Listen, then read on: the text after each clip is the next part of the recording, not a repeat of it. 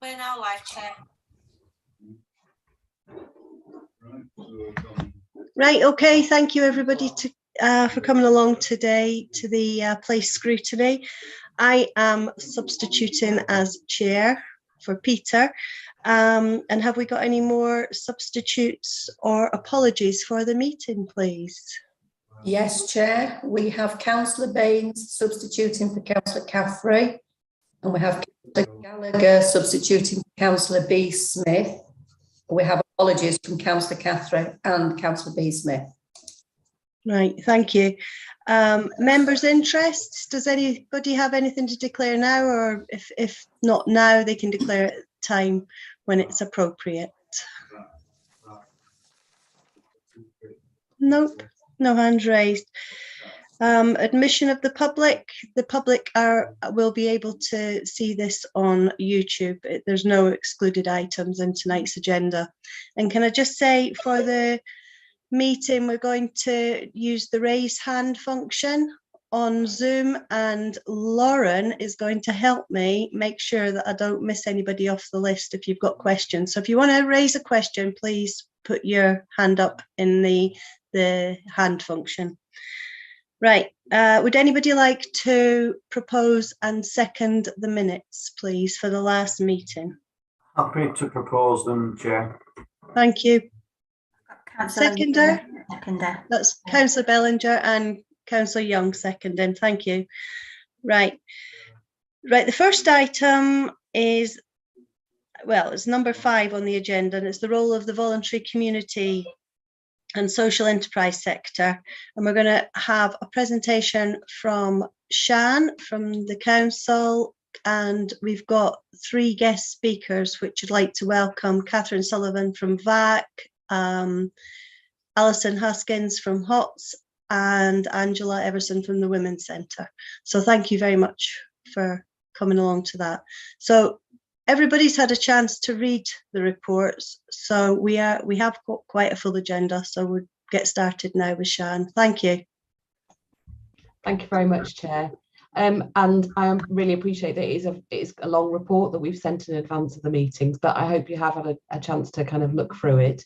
I was just going to do a very, very short introduction to the partners that I've invited along today to talk a bit more about their role, and particularly what I hoped it would be useful to do today is to reflect on the piece of work that we commissioned from the Centre for Local Economic Strategies, CLES, to look at the role and the impact of the voluntary sector in Calderdale, because I think that's a piece of work that we commissioned last year to really kind of understand how the voluntary sector was having a massive impact on a huge range of agendas across Calderdale, and what their value is to our local economy, and also what that meant in terms of how do we sustain and develop and support the voluntary and community sector as part of a key partner for the council across a huge range of agendas, and what we need to do to enable that.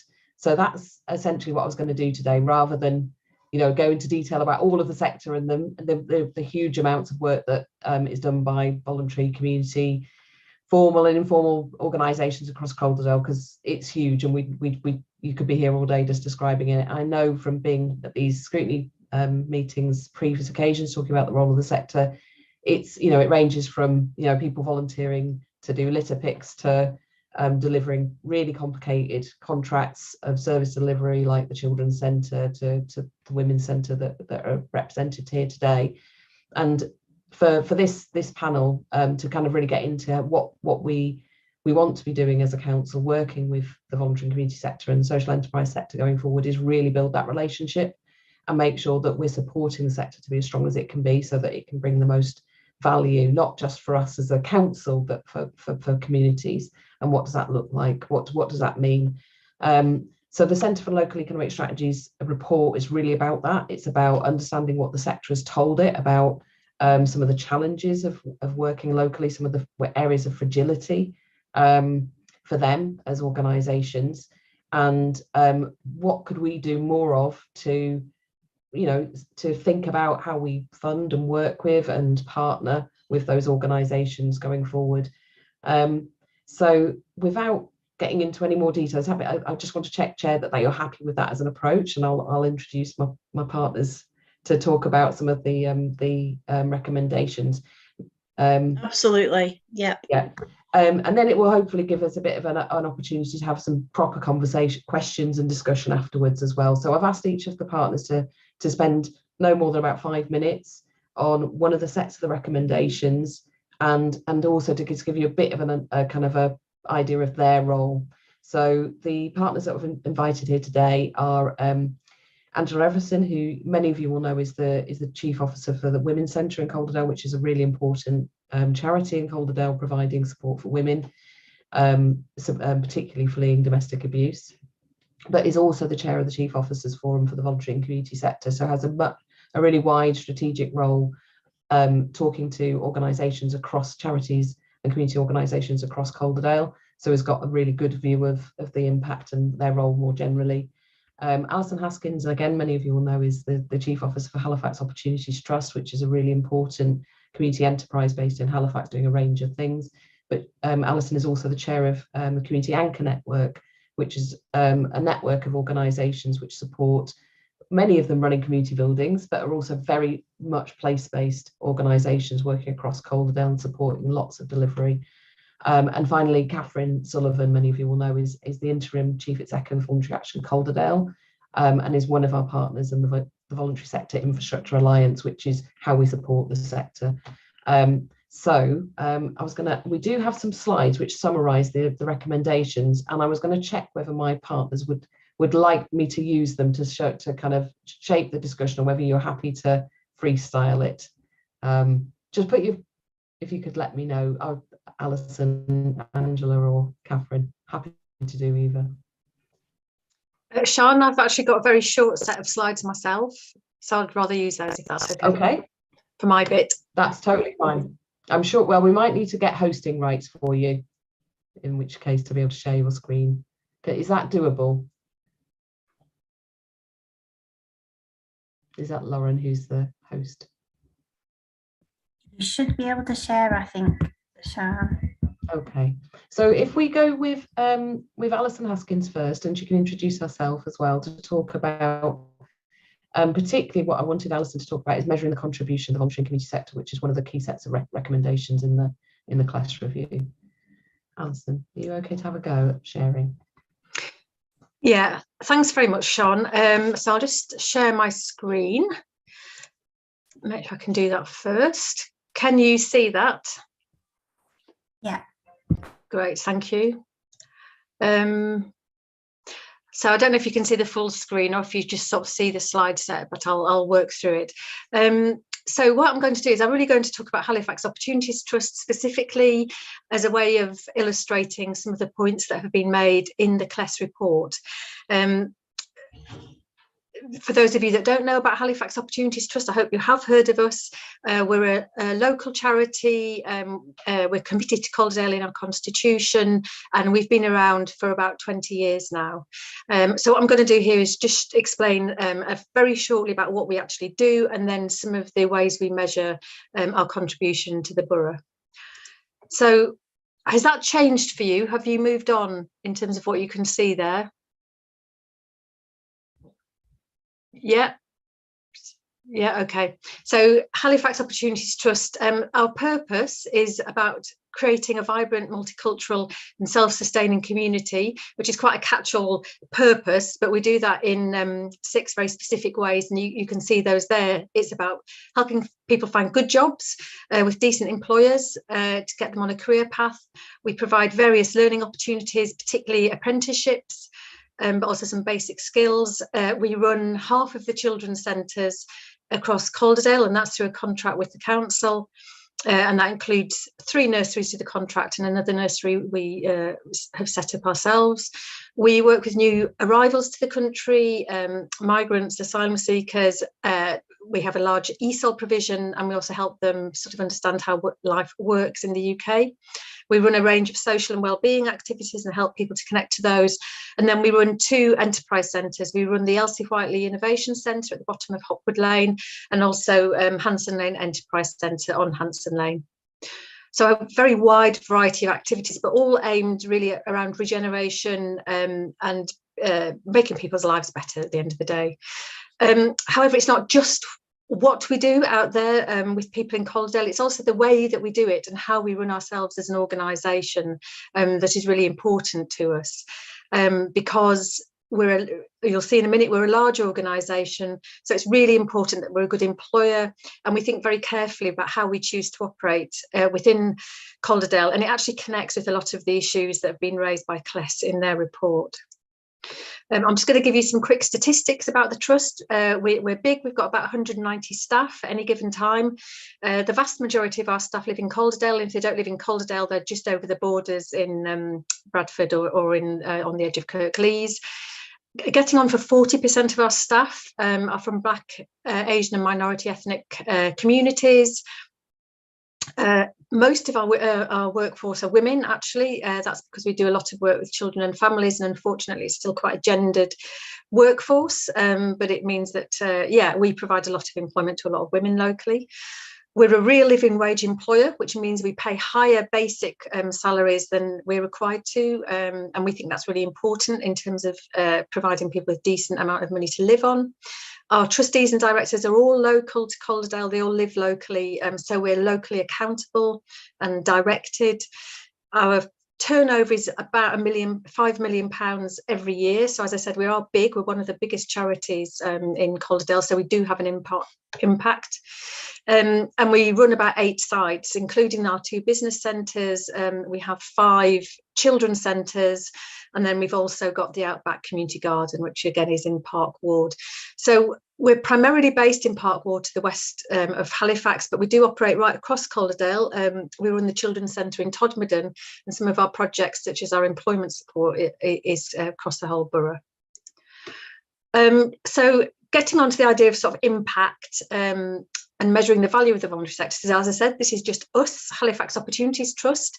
Just to give you an idea of how we operate, about 75% of our income is gathered through trading. So we don't fundraise from the general public. That's not the way we raise money. We get our income through trading, either through contracts, specifically and mainly with public sector bodies such as Calderdale Council, but not exclusively the council. We also directly trade with businesses and for instance, with parents at our nurseries who pay us fees. And then about a quarter of our income comes from grants, and that usually is for sort of projects and startup costs. I think what's really important to say about local charities is that all our surpluses stay in Calderdale. So we do sometimes make a surplus. We didn't last year, as you can imagine, with COVID. But when we do make surpluses, because we're a charity, that stays within the organisation, and we spend it on just carrying out more charitable activity. So it all stays locally. So that's really important.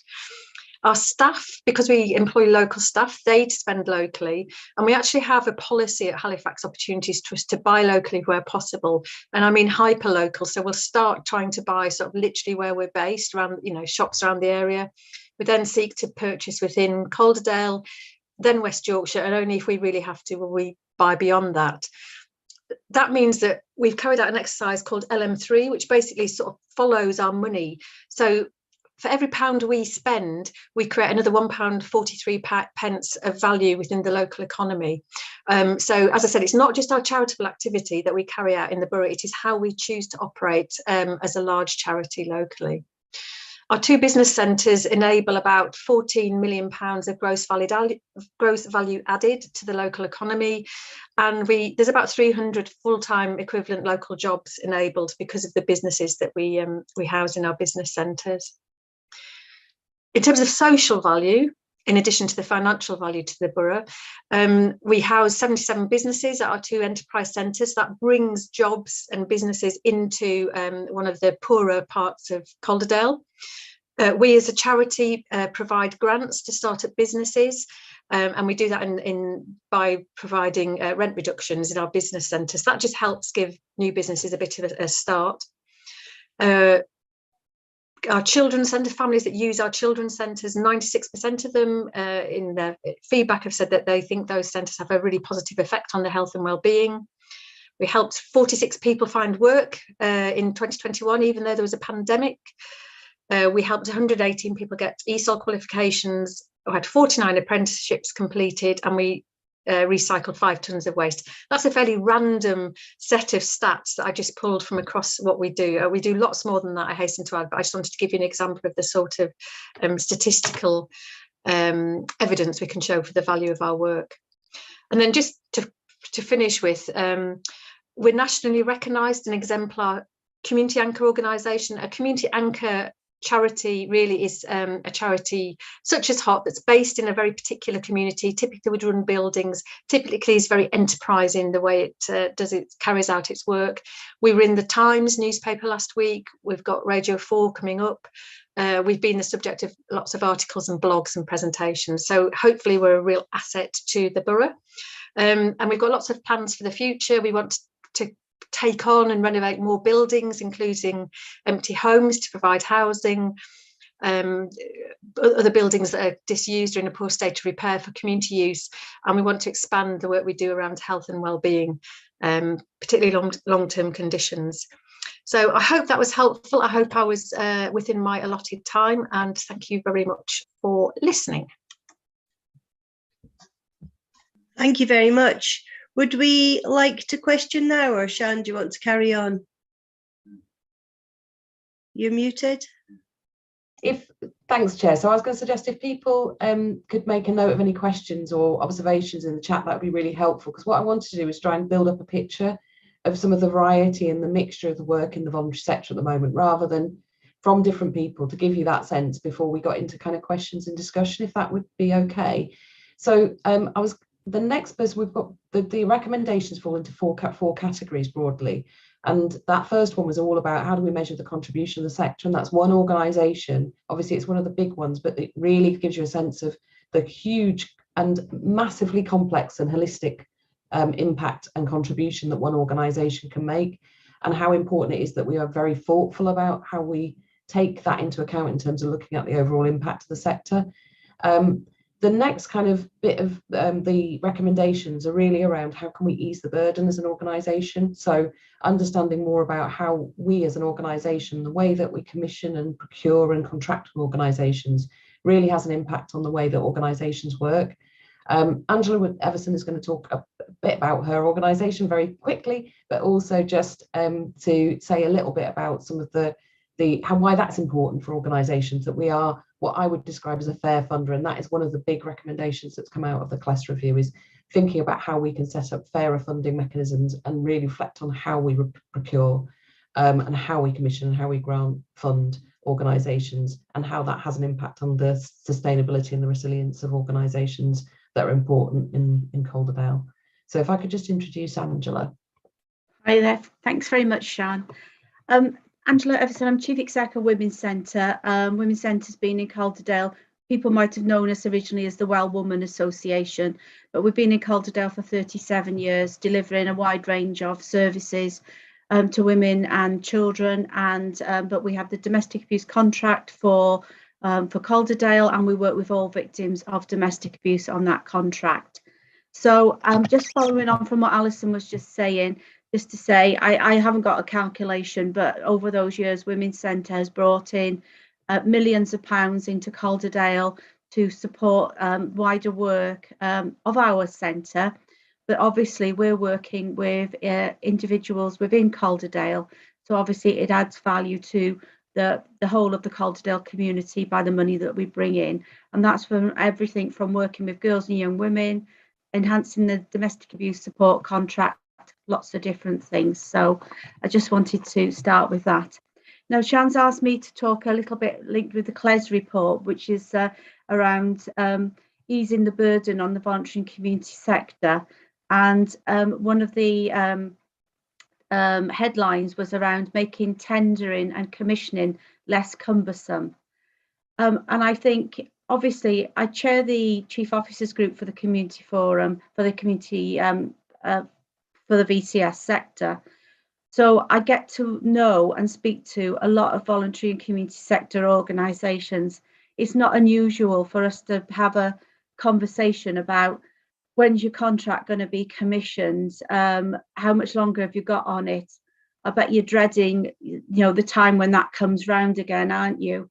And so it's not unusual for me to have those conversations, not just from thinking about it from my own organisation's perspective, but hearing the voices of the wider voluntary and community sector organisations as well. So one of the things that's come out of the CLES report is about longer contracts.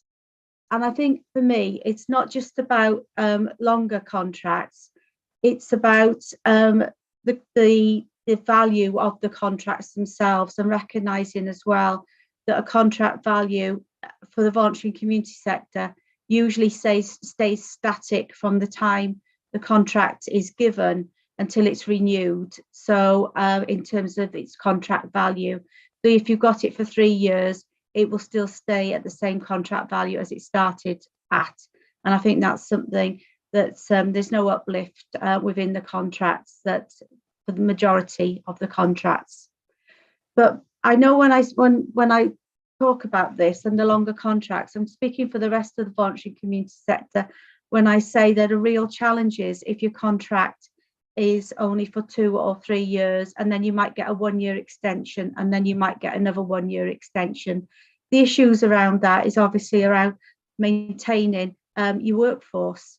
We've got Alison's just talked about it, we've got very, very dedicated and committed staff within the voluntary and community sector, and not having job security is an issue, but it also takes away the expertise from the organisation, but it also takes the expertise away from Calderdale as well.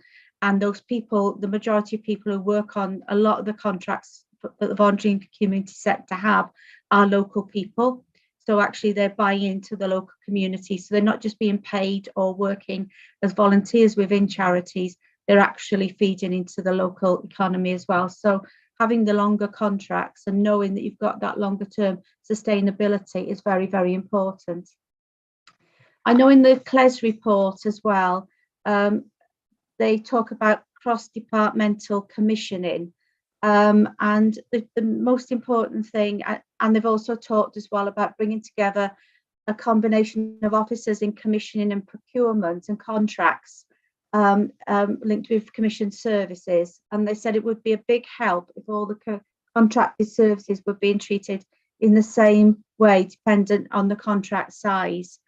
And I think, you know, it's quite important when we think about commissioning. You know, I'm not going to give specific examples today, but commissioning is done across across the directorates, and it's not a level playing field for voluntary and community sector organisations. It's different, and I think it would be useful if we felt, you know, that it was joined up for the voluntary and community sector. I think that's quite important for us to know that. Rolling contracts is another area. Rolling contracts with lighter touch renewals. I can't tell you how much time is spent when contracts need to be recommissioned. And I'm not just talking about the time it takes for a voluntary and community sector and that they have to put into it while still delivering services, but also I recognise the time that local authority and wider partners, commissioners are putting into that as well. And one of the comments in the CLES report was perhaps that they put perhaps to have a question like, what do you need to maintain your current level of service, and what more could we do to support you, rather than constantly asking us to retender and reinvent actually some of what we're doing when it can be working very well. So light touch renewals, especially if the organisations have worked well, is really quite important. The other area was around the setting up a task force across anchors, operationalised preference for local VCSC for lower value contracts. I think the value of the VCS when we're working with key anchors, particularly like the council, the CCG, and also the community foundation, is having the opportunity for them to feed into and support local delivery, and local partners recognising the strength of what we have locally is really very important. And I think I've just got one more point to cover. And the final one really is around increasing support to facilitate joint bidding and contribute to meaningful contract and co-design. For many, many years, I felt that we could have been working more closely together, the voluntary and community sector, with local authority partners. So when opportunities for bids to bring money are there and coming to Calderdale, could we be working more closely together on bids, using the expertise of both of organisations in the voluntary community sector who can come up with some very innovative practices, are very good at making money stretch, you know, in terms of what they're delivering. And I think the opportunity for us to have more and more open dialogue when we see there are opportunities for bids that could come via West Yorkshire funding, national funding, and how can we work on those together so that we both, it's so that everybody benefits, the organisations benefit, but most importantly, the people in Calderdale who need the support, some of whom may have very complex needs, get the support they need. Because ultimately, if we can do that, we know we're going to have better outcomes for residents in Calderdale. And I think that's what we're all about in the voluntary and community sector, as other partners are, is getting it right for the people that that want the help on the ground. So I think that covers my bit. Thank you very much. Thank you so much, Angela. And I'm just going to bring in the last person, which is Catherine Sullivan. As interim chief exec for VAC, Voluntary Action Calderdale, I think, or I'm going to get this wrong, aren't I? Your new title for the organisation, but I'll let Catherine tell you about the renaming of VAC and the role as part of the VSI Alliance. And I think that's really about talking about how having good support for the voluntary sector is really critical.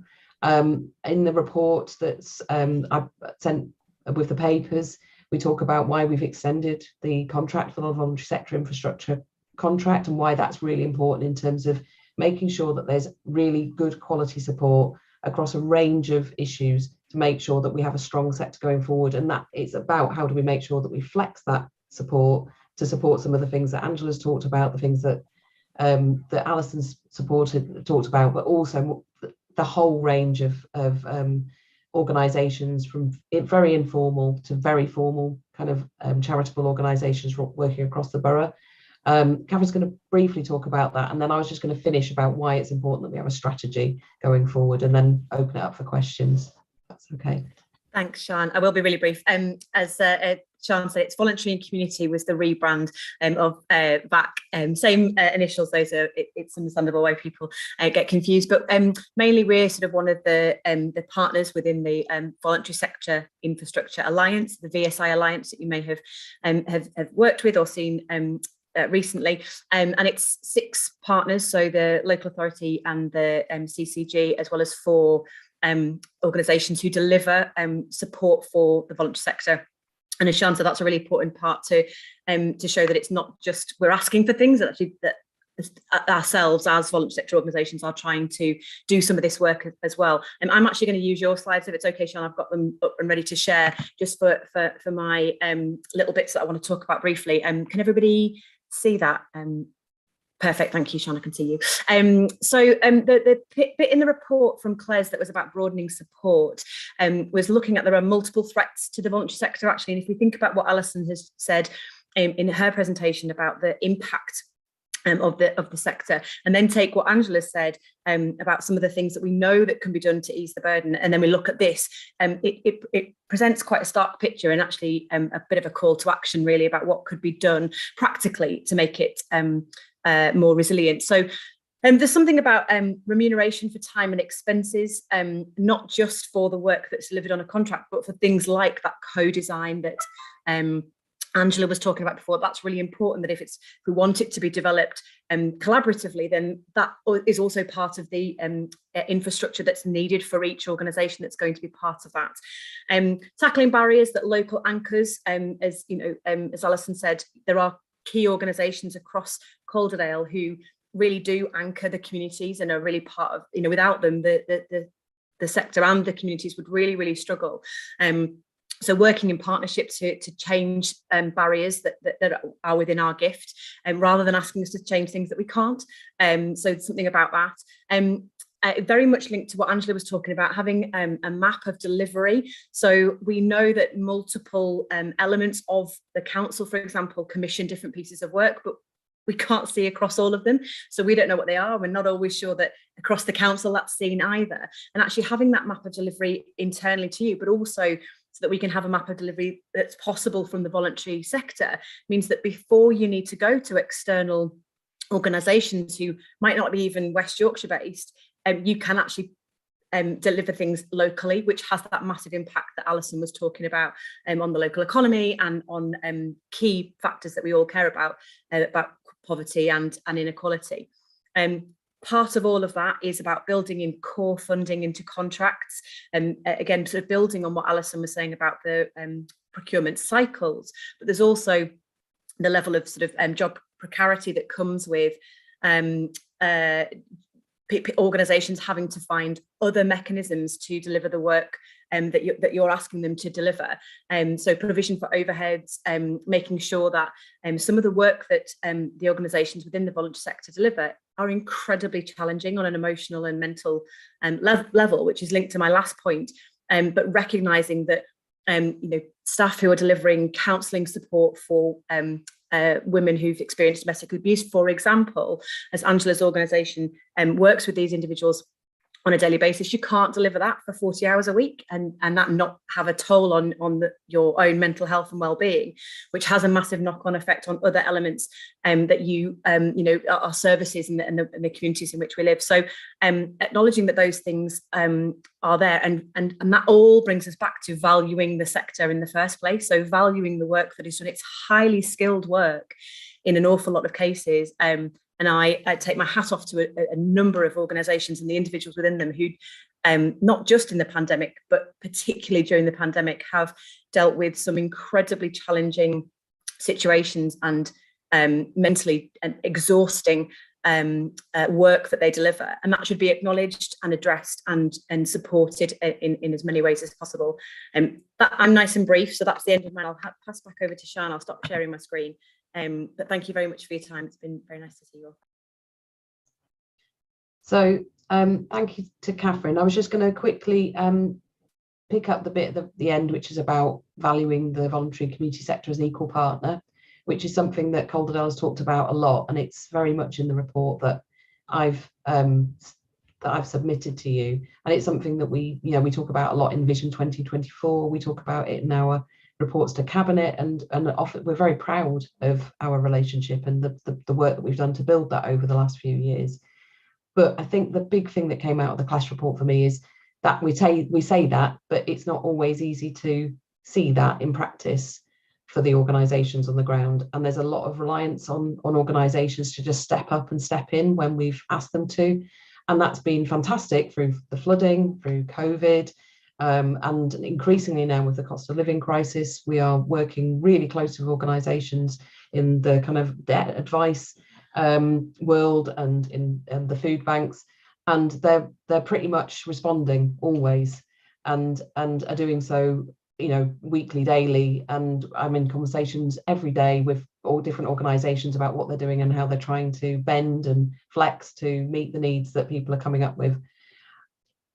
But it's something that if we want that to continue, we need to put into our relationships and to do some work to really kind of support the sector to keep playing that role. And strategies aren't everything, but it's a really important thing that we need to do, which is to bring together key voices in the sector, some of whom are here today, and we've started talking together about that to develop a strategy with the voluntary sector, co-produce it using the kind of the terminology that we're using a lot at the moment, to really understand and recognise what the role of the sector should and could and can be playing with us, but also what that means. What's the relationship? What's the quid pro quo for other partners? And some of that is about looking at what we're calling a fair funding review. So that's the other thing that we're committed to doing with the council, and also the clinical commissioning group, Calderdale, which is obviously kind of integrating with the council at the moment and is part of the integrated care system going forward. And that will be something that we're looking at over the next year to really understand how the way that we contract, grant, fund organisations can be made smoother and I think fairer. So looking at longer contracts where we can, and using some of the flexibilities that we are going to be finding in procurement to enable that supports both local organisations and our local economy. And I really wanted to share that with you as Scrutiny panel members, because I think it's really important in terms of how, when you're talking to other voluntary community organisations going forward, how we are making sure that we're doing that in every aspect of our work, and that we're not we are thinking about the impact of the sector and the fragility of the sector going forward, whether it's a very small community group that we're working with or a large charity that we're contracting to deliver services. And that will run across every aspect of the work that you do and the kind of partnership work that I'm sure you're doing with charities in your own patches.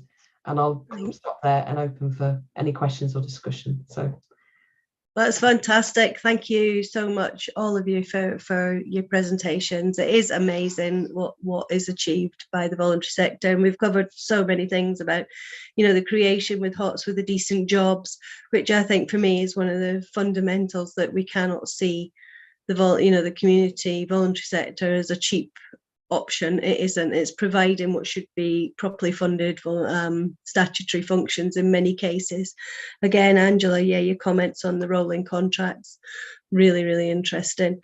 And something that I think we should do. If we're doing proper monitoring, I don't see why there isn't any reason why we can't make contracts more simple to keep on without wasting people's time.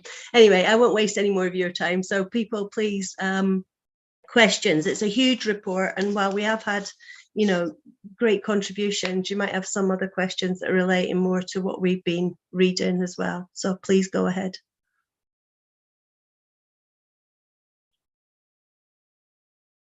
Anybody? Yep.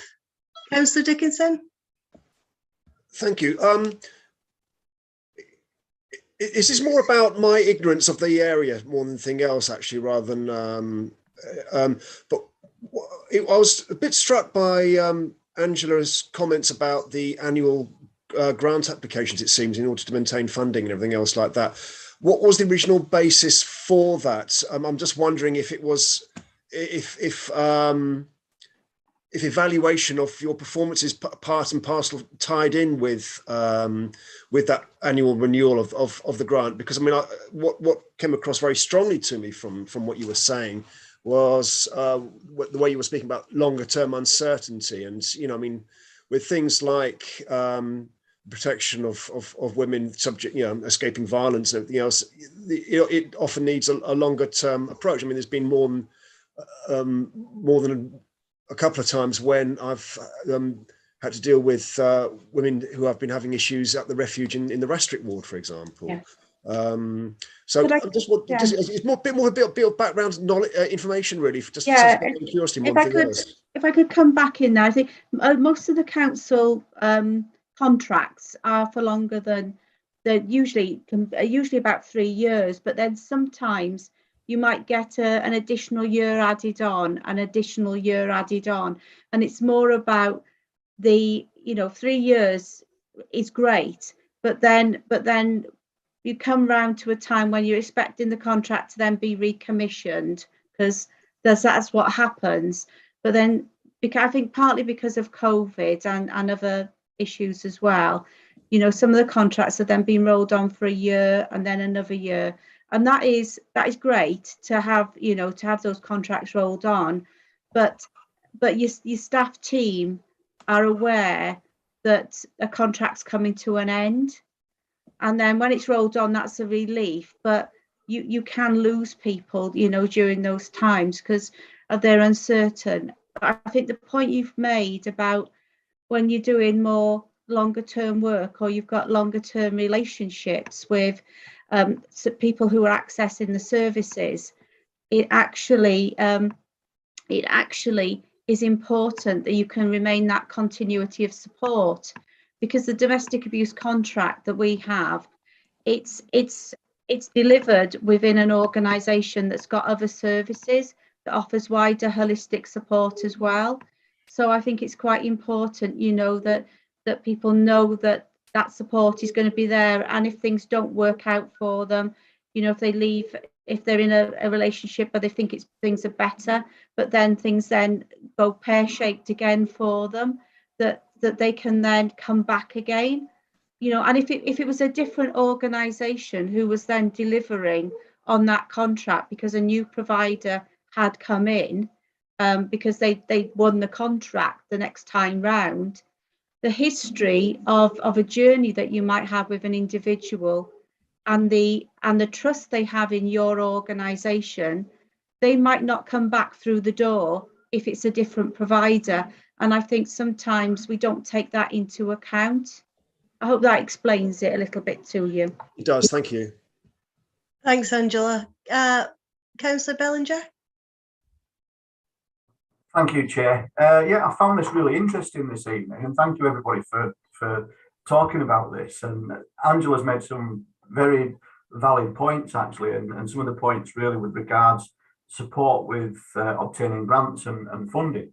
And I think, to be quite honest, at the end of the day, if we gave that support as an authority, that could potentially take a lot of pressure off us later on down the line. So I think that's a very, very valid point, Angela. And I think really we should take that on board as an authority. I think one of the questions really that I did want to ask was, how do you monitor that the things that you're doing are benefiting the whole of Calderdale as a wider area, that there's fairness for all our 17 wards within Calderdale with the things that you actually do, and it's not primarily focused within a radius around the centres that you actually have? So I think that's really my main question.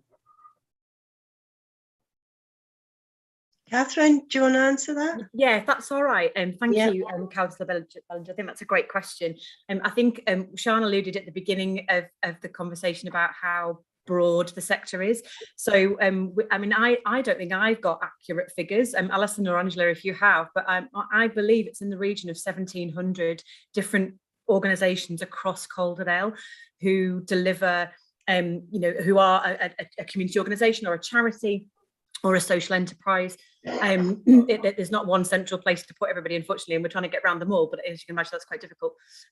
So there are some who are very locality based, and primarily focus on the areas of greatest need, which I think we'd all agree would be the right thing to do. But they are certainly completely across the borough, and whenever there's a contract that's given, and I do think we need to make the distinction between contracts and grants.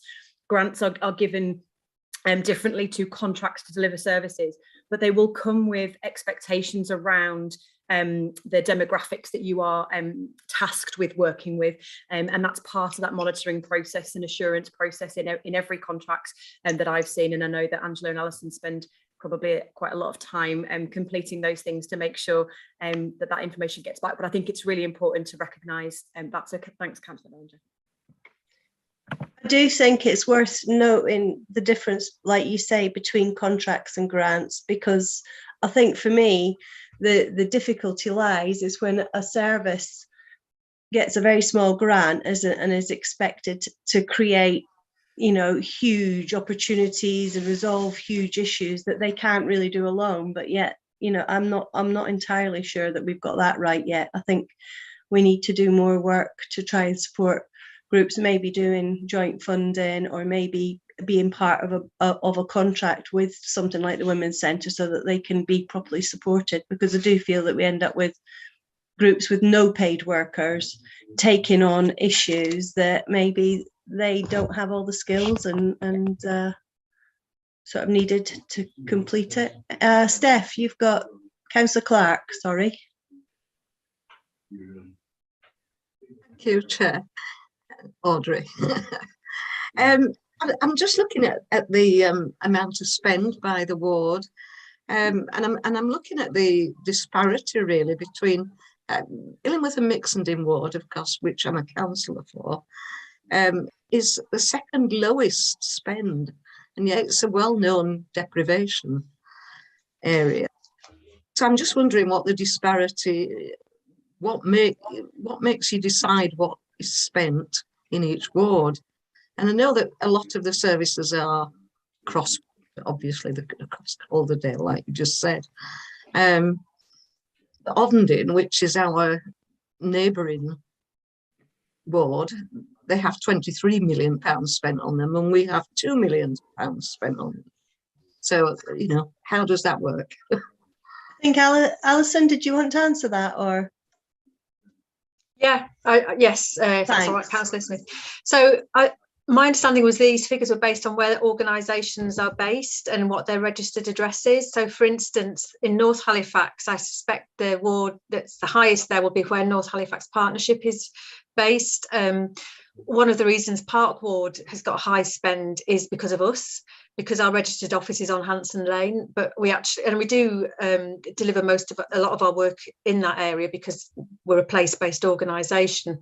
But for instance, we also run services in Todmorden and in other wards. So although it's actually not a hugely helpful set of statistics, that, I mean, you'll see that Skircut has got a ginormous expenditure, but that I think is the hospital. So it's not brilliant actually in terms of where I think Wall is at the very bottom. We do work in Wall, as do other organisations such as Newground. So it's not a brilliant set of statistics. Yeah, I agree. I agree. It's not really a true measure, is it, of anything? Yeah, thank you. Shan, did you have a comment to make? You're muted. I think Alison is very, very well answered that question, which I mean, she knows the report as well as I do, I think now. So that's exactly what I was going to say. And it's one of the things that we asked Centre for Local Economic Strategies Class to look at. But actually, when you got the data back, it sort of tells you something, but probably not as much as we thought it would tell us, because it's based on the postcode of organisations, and the big organisations that are receiving lots of funding and deliver services across Calderdale will obviously skew the figures slightly. But yeah. It was interesting, but I didn't really see how it helped much. Can I just say, Chair, yeah. I was hoping that was going to be the answer, that it was where the organisations were based rather than the services. Yeah, rather than internal investment. Yes. Yeah, thank you. Catherine, did you want to? Yeah, just one additional thing on that point, I think, is that recognising that there will be community organisations that don't receive money through the CCG, Community Foundation, or the council, who operate in those areas as well. So that is only about where the spend has gone from grants and contracts, depending on what they are. So I just thought it was important to note. Yeah, thank you. Thanks. Do we have any other comments? Anybody have anything else? Could I ask a couple of things? I suppose it's around resilience, and where do you think we are in terms of recovery from COVID?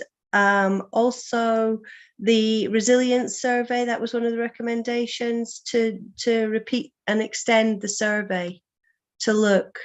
I'd be especially interested to see how small groups have been affected, because I think, with the falling numbers in a lot of employment, in hospitality and things like in care work and things like that, I think that must be similar in terms of volunteering as well. And I would imagine that there would be an impact on that. And then there was one question I had on the spend as well. The data shows the VCS spend is like 56% in Calderdale VCS, voluntary community sector, and then there is like 20% spent outside of West Yorkshire. Can you explain what that is, and what, why are we spending money out of area for what seems to be quite a comprehensive sort of service that we've got within the area? Sorry, Angela, do you want to answer one of those or any of those? Yeah, if I could come back in on resilience, I think the voluntary community sector has been extremely resilient, and I think a previous report that came to Scrutiny sort of talked about all the work, you know, that the voluntary community sector had undertaken during the pandemic. But I think it's fair to say, like in other organisations where we're working directly with people, we are seeing compassion fatigue within the staff groups, because we've worked flat out all the way through the pandemic as a voluntary and community sector, supporting people in communities. I know my staff did as well. And I think in terms of volunteers, I think, you know, I don't know the exact answer to this, but it's only what I've heard, is that some volunteers, you know, have been anxious about coming back in to organisations, and they've been anxious about coming back in because if they're older volunteers, they've been concerned about their health, they feel vulnerable, you know, there's all of that. So certainly in my organisation, we're having to regroup and think again about our recruitment of volunteers again, because we did lose volunteers during the pandemic.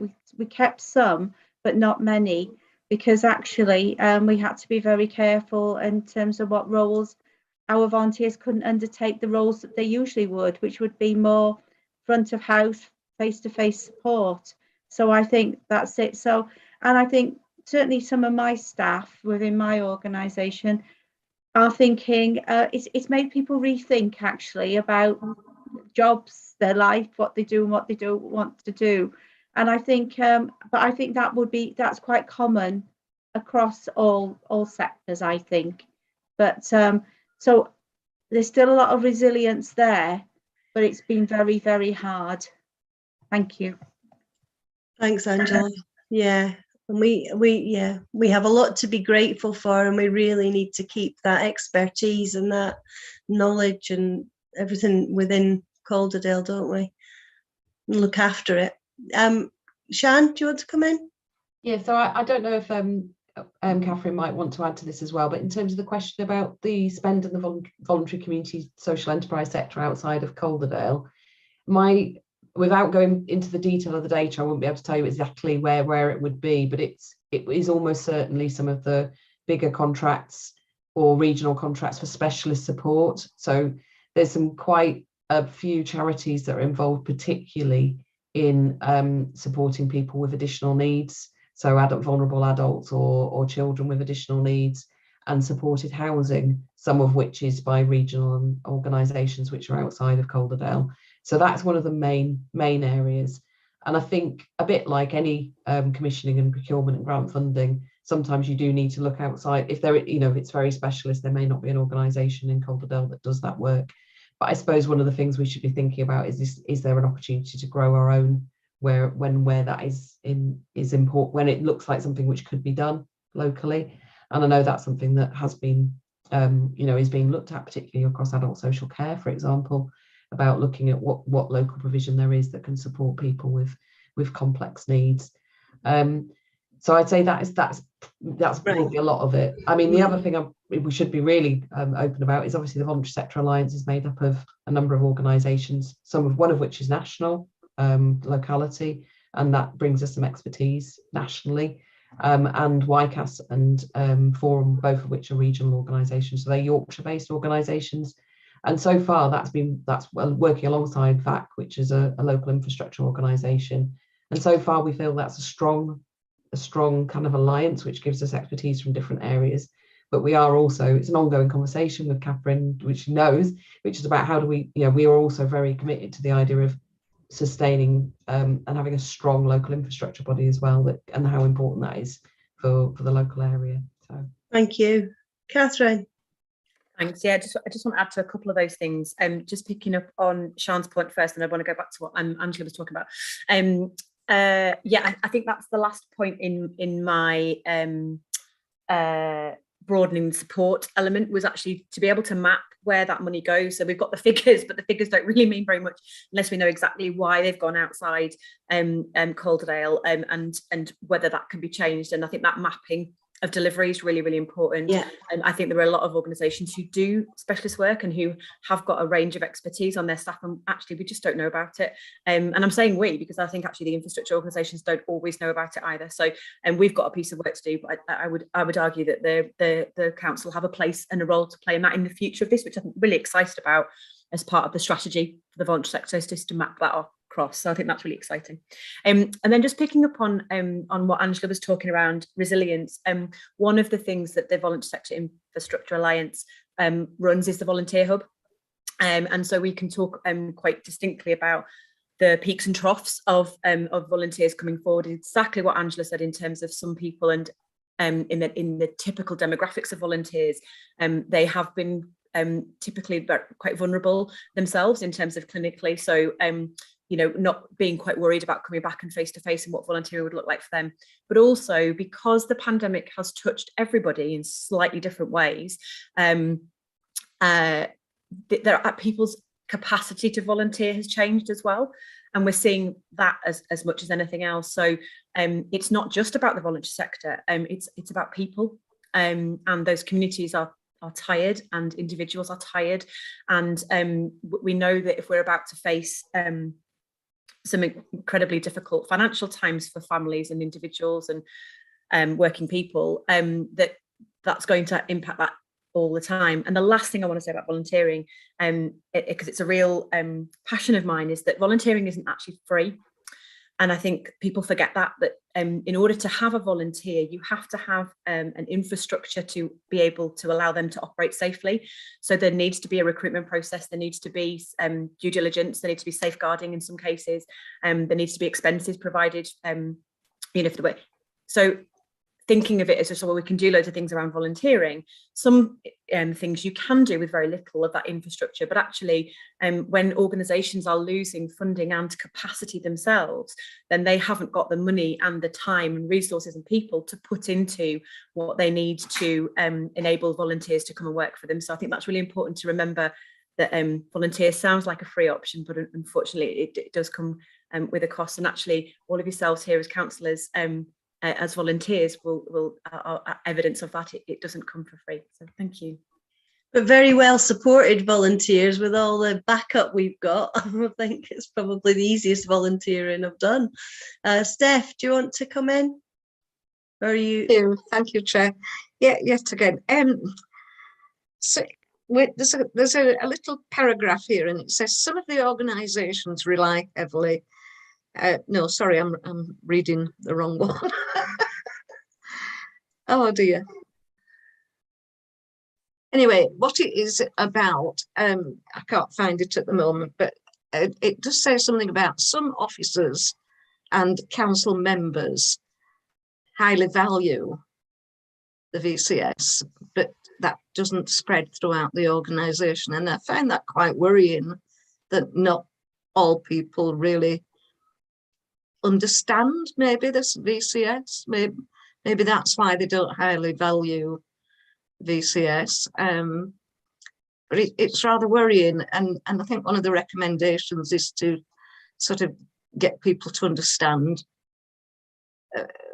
what it's about and how it creates a value within the community, and how it creates a value within the people who are volunteering themselves, and that is about being valued, being felt of worth. I think it's really important. It's about mental health, isn't it? A lot of the time, to keep the actual volunteers and the people who are paid, to keep them chirpy, if you like. Yeah, thank you. I was going to say something else, but I've completely forgotten what it was, so I might come back in later. Can I just say, I think we are going to have to wrap up, because we've got two other quite big reports to go through. Okay, so I think, I don't know, Shan, do you want to come in for a very quick observation on what Steph said?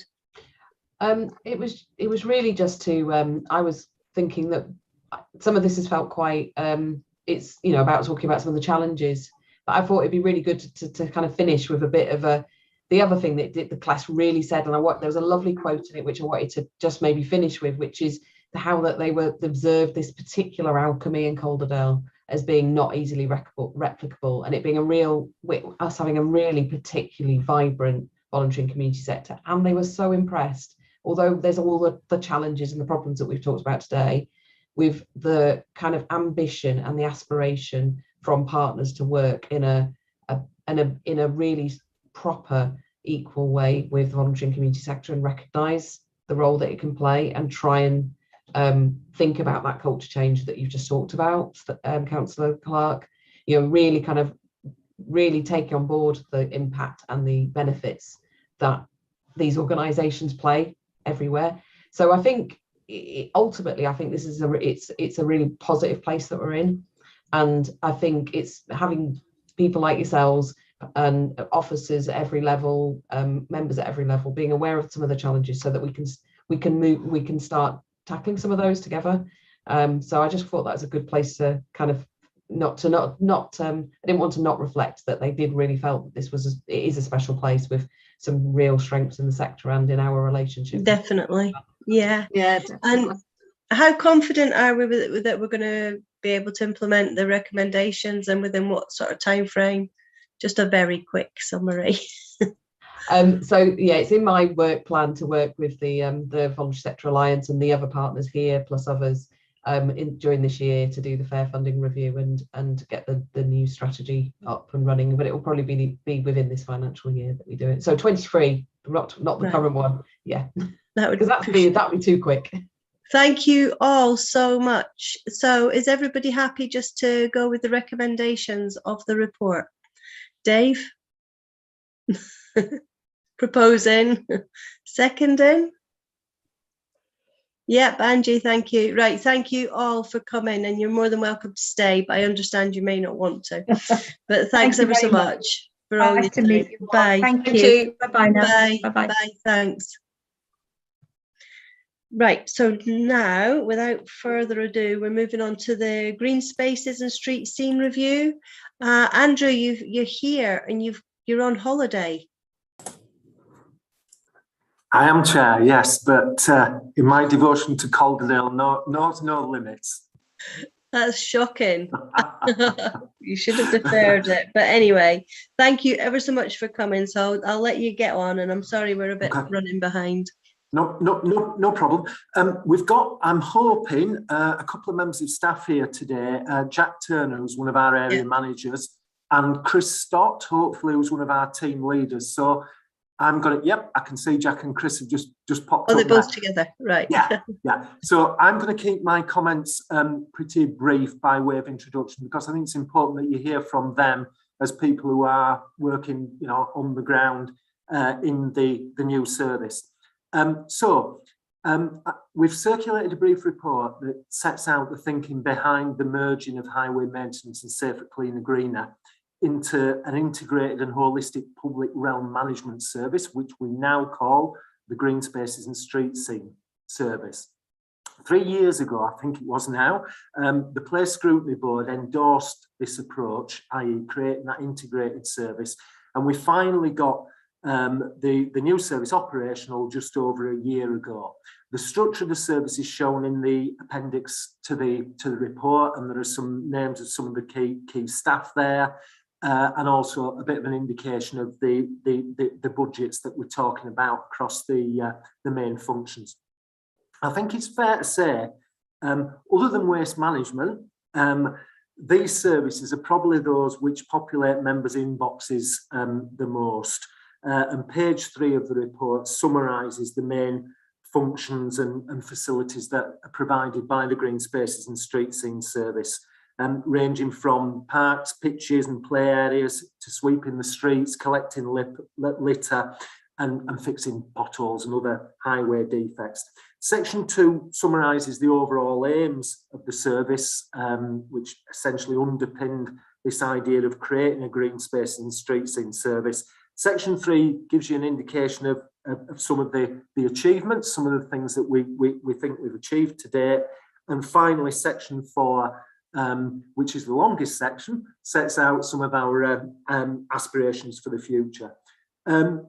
I suppose my overall summary would be that I think the service has made a positive start and it's going in the right direction, but it's still very much work in progress. And I'll just highlight 4 things that, you know, I think we need to really move forward on. One is using technology more in the service. I've referred to handheld technology in the report for things like tree inspections, things like when potholes are being fixed, we ought to be able to report, yes, the pothole's being fixed in real time, all that sort of stuff. The second thing is, and this is something we've discussed at length at previous meetings, getting a real grip on fly tipping, not just the enforcement and education side of it, but actually getting it cleared as quickly as we can. The third bit, and this continues, I think, on from the discussion you've just had, is engaging more with local communities, getting local people involved and taking a real pride in their local area and working with us, bringing their sort of unique skills, if you like, and viewpoints together with our sort of technical abilities. And finally, I think one of the opportunities it's given us in creating a new service is to look at maintenance programs that are actually based on what's needed, not just on what's been historically done. We've found that, you know, parks across the borough have been maintained in different ways simply because that was the local parks manager's view of how that park should be maintained. We need a degree of sort of parity across the borough, and importantly, it needs to reflect the unique character and needs of that particular park or open space. So that's it from me by way of introduction. So, Chair, if it's okay, I'll just hand over to Jack and Chris to just give you a bit of a flavour of their experience of the new service, which may be completely different to what I've just told you, but I'm hoping it will align somewhat with what I've just said. Thanks, Andrew. Yep, that's great. Jack, take it away. Yeah, good afternoon, everyone. So I'm Jack Turner. I'm one of the area managers for Green Space and Street Scene. I've been at Calderdale Council for just short of 14 years now. And I know when we first started the restructure programme, as Andrew says, around 3 years ago, I was just a gardener as such at Shipton Park, and I've been involved in various leadership things over my career at Calderdale. And just over a year ago now, I was appointed as area manager for Green Space and Street Scene Central Team. I filled a vacancy that had become available at the beginning of the restructure. So it's been a very positive experience, to be honest. There was much apprehension in the run up to the merger as to the knowledge bases of staff, and particularly around management, where Greenside were a bit consciously aware that we had little or no knowledge of how Highways daily operations ran. And it seemed apparent that it was kind of the same from the other way around as well, from Highways side. So when the merger happened and everyone began to meet and work together and delve into what each other's service and did and how they operated, this was definitely the case. But we were not to worry, because as we found out, that just like ourselves, everyone is everyone in Highways is willing to learn on a daily basis. Knowledge and expertise is being passed from side to side, and everyone there, every day there are new things to be learned, and we find it immensely refreshing, learning new skills and absorbing new ways of working. Having fresh sets of eyes within the service has allowed us to refresh and look at how we do things. As Andrew has touched on, we have in some instances literally rewritten the rule book in how we do some operations. So fresh eyes on both sides has given us the insight to rethink how we deliver the new Green Space and Street Scene service, and has further opened doors into new ways of working that were not previously thought of or achievable previously. There is much positivity within management currently, and this has filtered down through staff. all the way down, as we're able to provide fresh ideas, skills and knowledge throughout the service. All in all, my experience of the restructure has been very positive, and to be part of this restructure, especially in the capacity as area manager now, has been great. And with the support of the rest of management and staff, I feel I'm in a position to make a positive difference throughout the service, and looking forward to how we progress moving forward as green space and street scene. And that's pretty much everything I've got to say, really. It's just been a very positive experience. So yeah, I'll pass over to Chris. And Chris, do you want to say some stuff? Hey, all right. I'm Chris. I'm one of the new team leaders for Central. My background is mainly from the highways side. So I've worked on the highways for nearly 20 years.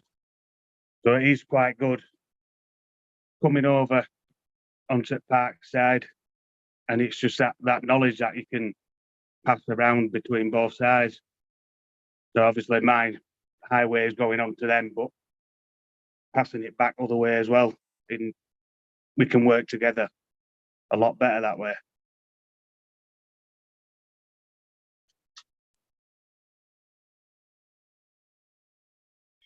It is really interesting to hear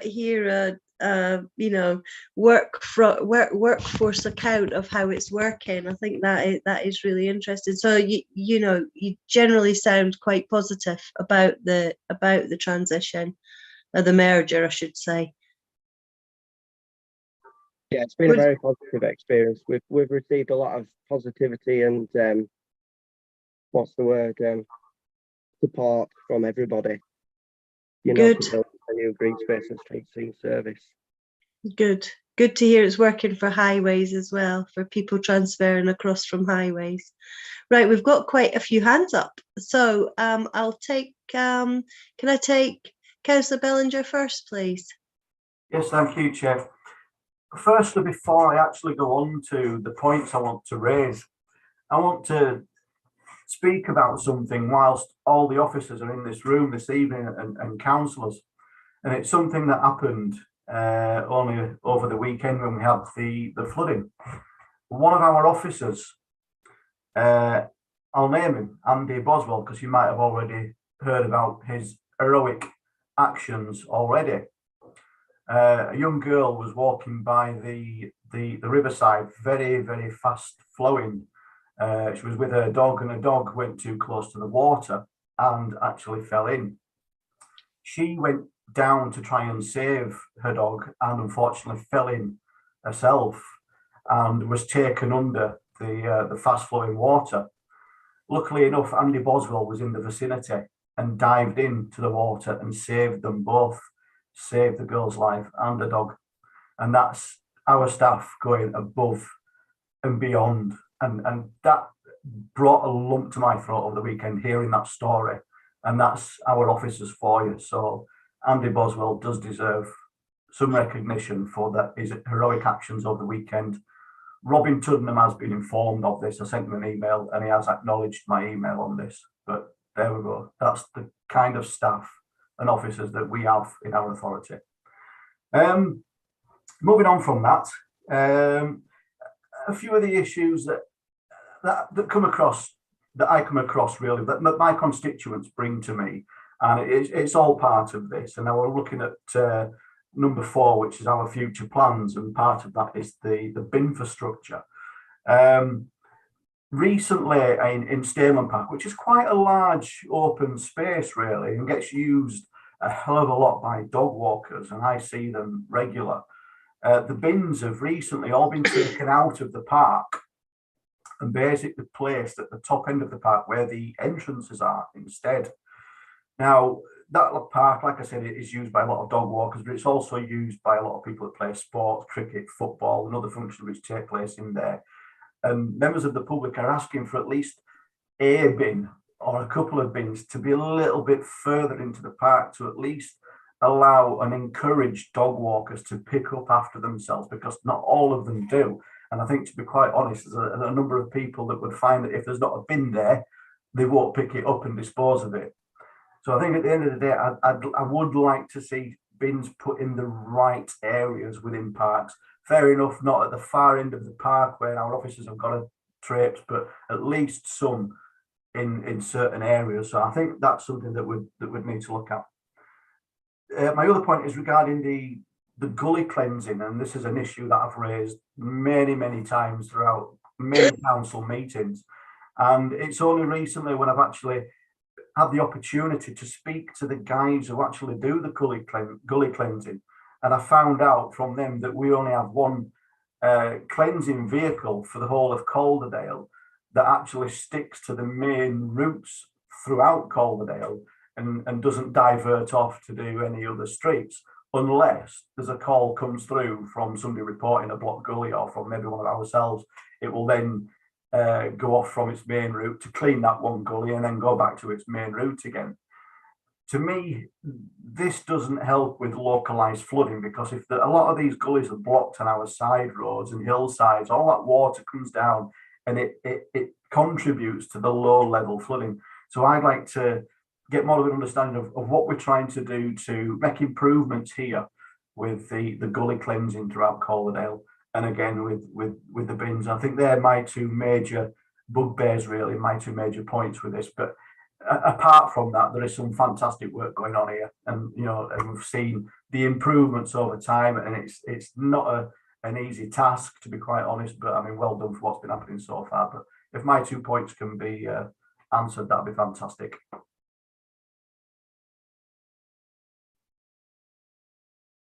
Yeah, who would like to come in? I mean, can I just say, add with the points of the bins as well? I mean, is the moving around of the bins to save money or time or what? Because we've had quite a few bins moved around as well without sort of knowing why.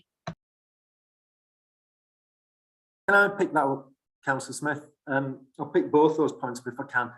Yeah, on the bins, the bin infrastructure stuff is work in progress. What we're looking at having is the right type of bins in the right places. One of the things that I must say, and I didn't put too much emphasis on this in the report, but I'm very keen on it, and I guess many members will be, that we need to make sure that local people take some responsibility for their actions. There is no excuse for throwing litter on the floor just because there isn't a bin there. I certainly do that. If I've got, if I've eaten a packet of crisps or whatever and I'm wandering along, I don't expect if there isn't a bin there to just throw it on the ground, so we can't have bins all over the place. What we need to do is make sure we've got sufficient bins in areas of high footfall. And as Councillor Bellinger says, if there are areas that we need to sort of, have a look at whether that's the case, well, we will certainly do it. The idea of having bins at the entrances and exits of parks and open spaces is exactly that point, that people just are expected to carry whatever they've got. And I've done this with dogs before. You don't similarly, if there's dog waste, just throw it on the ground just because there isn't a bin there. You carry it to the nearest bin. So it's not just about cost, it's about trying to get that balance between, clearly it takes time to empty bins cost money, but then again we also need to try and instill this sense of some personal responsibility with people. But always happy to look at particular areas. So certainly, I know I'm sure Jack will pick up the particular comment about Stainland. On gullies, I mean, the first thing I'll say on gullies is we've got a lot of them. There are about 40,000 gullies in the borough. Clearly, there are particular challenges for us because of the topography of Calderdale. It is the sort of place that's quite hilly. We can get things washed off, gullies become silted up, and so on.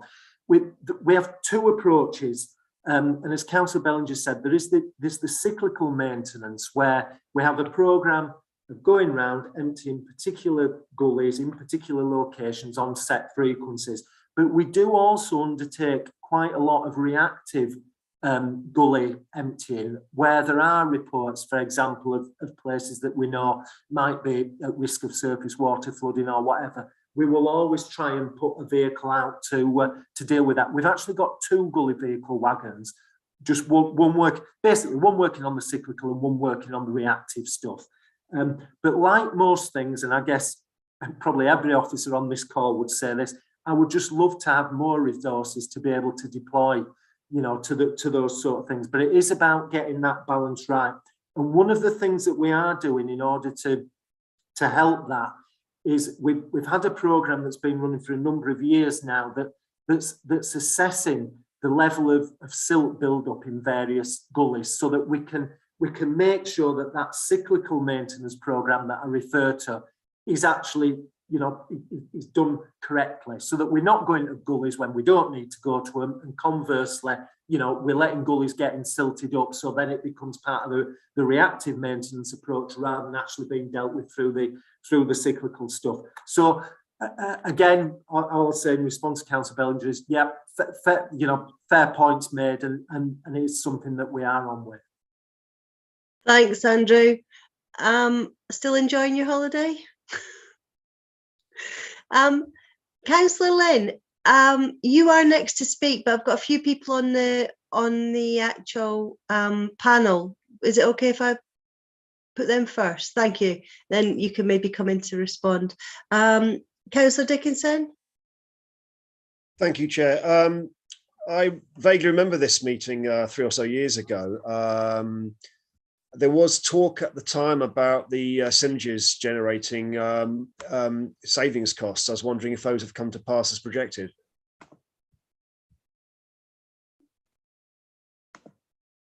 Yeah, I'll pick that up. I think the answer is it depends what you mean by savings. In terms of cashable savings, there was a saving of, I think it was around £50,000 that was delivered by the actual merger of the two services.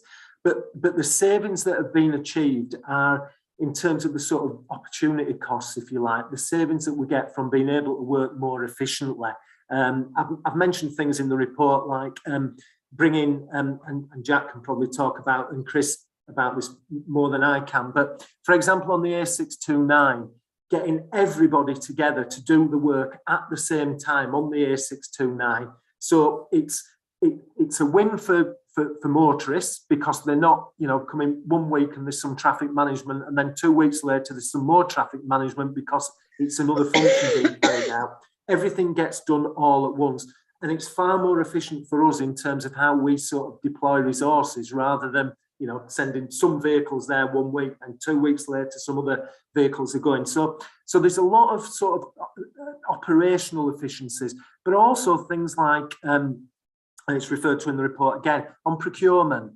We've standardized, we've just bought some new PPE for all staff, and we've actually got quite a good deal, because we were able to say we want 100 and whatever it was, jackets and so on, rather than the sort of piecemeal approach that we had in the past, where there might be highways maintenance doing this, an area team within the old safer, cleaner, greener would be doing their thing, and somebody else. So we get the other sort of savings, if you like, are the economies of scale, I suppose. Thank you. Thanks. Councillor Gallagher. Thank you, Chair. Andrew, I just want to say, in terms of the gully cleaning, I'm going to give all praise to Calderdale Council. Park Road at the weekend was one of the areas that was potentially flooding. However, I know for a fact that the gully cleaners had been down weeks before, because I usually see them about 5:30, just after 5 when I leave for work. And experience showed once that bank, the canal bank, did burst, it wasn't the fact that the gullies were blocked, they was overpowered. But if they hadn't have been cleaned, we would have been in an awful state. So I just want to praise Calderdale Council in terms of gully cleaning and being on site as quickly as they were. Other point I was making, footfall. High footfall in terms of bins. I totally agree with you. We shouldn't be spoon feeding people into behaviours. Walk till you find that bin and pop it in the bin. However, in Elland, we've got Brooksbank School, and the kids come down into Elland to buy the lunch, which is what we encourage and which is what we want for the small businesses down there. However, up Victoria Road, there's no bins. Now, I wouldn't want to I don't mind putting a crisp packet in my pocket, but I'm not putting my fish and chip wrapper in my pocket, you know, and these are kids, and it is about educating. So could we have a look at Victoria Road in terms of a bin for the children, for the kids? It's not a mess, so that, you know, they are educated, they do know where to put it. However, we still get the litter. What else was there? Oh, just a comment about A629. I understand not getting everybody together all at one time. However, it's little inconvenience for us on that road for long-term gains. But what I want to talk to you about was fly tipping. I'll be really quick, everybody. Look, fly tipping. Do we work hand in hand with our large retailers, the ones that have the recycling within the car parks? Because all that does is it kind of attracts a wrong type of attention in terms of, I'm not just taking my bottles down there to recycle. I'm not just taking my cardboard. You know, we've got construction down there. We've got pharmaceuticals. We've got furniture. We've got all this type of thing. And granted, yes, it is down to the retailers. But I think to work hand in hand with the local authority, you know, might just get it that little bit further, because in actual fact, it is fly tipping. I hope I've made myself clear. And well done, Jack.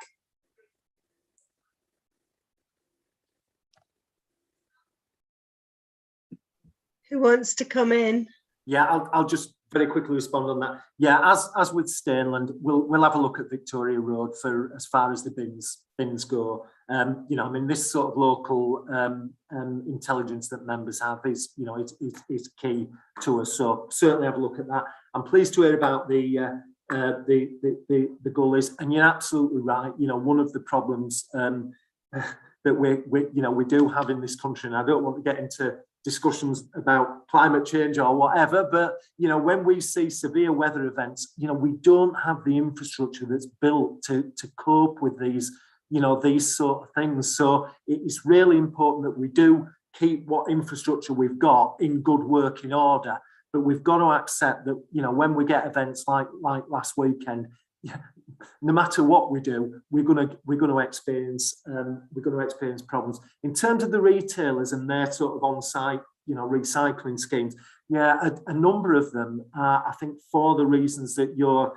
referring to, Councillor Gallagher, are very reluctant to house them on their sites, because, you know, what does happen is precisely what you've described, that, you know, it starts off as it's for recycling a few bottles, but then people come and dump other stuff at the side of it and so on. And our view would always be, you can recycle virtually anything at 5 household waste sites that are spread all across the borough and are very easily accessible for people. So, you know, we would always implore people to, you know, take advantage of Calderdale Council's household waste sites.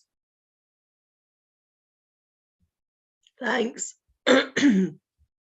I think the point about the gullies is one probably that I've only come to realise recently. Yeah, it's just not the infrastructure ready for the sort of weather we're getting at the moment. Yeah, really good point. Can't be made enough. Councillor Baines. Thank you. I'll start off with a compliment, actually, because in North Arran and Shelf, we've got an excellent head of the service in Mark Spencer. I think he's absolutely superb. He sorts things out for us, and on fly tipping, as soon as we tell him, he tries to get it moved as soon as possible, because he often says to me, if we get it out of the way, it stops others depositing there.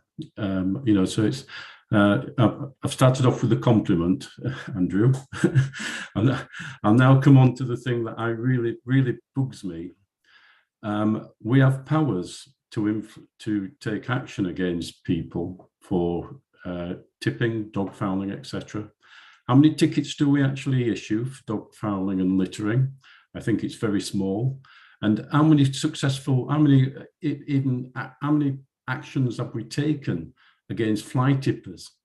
And again, I don't think there's any at all for fly tippers. And whilst we don't enforce the powers that we have, I think we're fighting a no-win battle.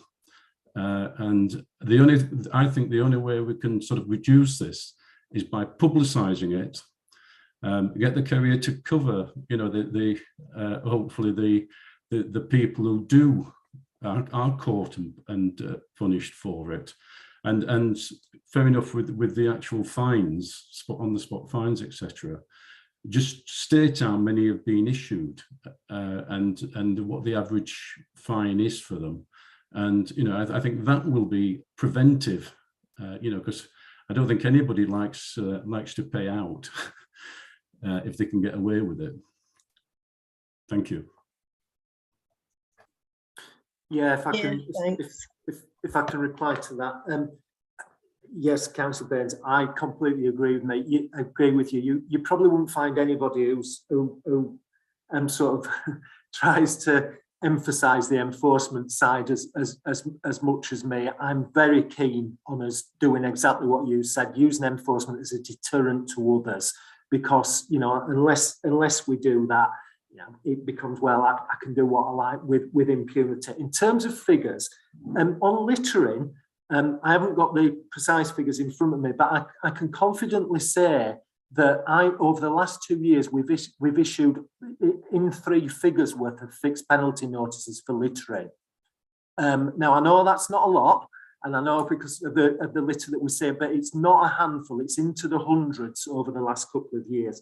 In terms of fly tipping, we had a successful prosecution which resulted in a prison sentence, actually, about 6 months ago for a fly tipper in Calderdale, and we've got another one currently going through the courts at the moment. So again, we are taking action.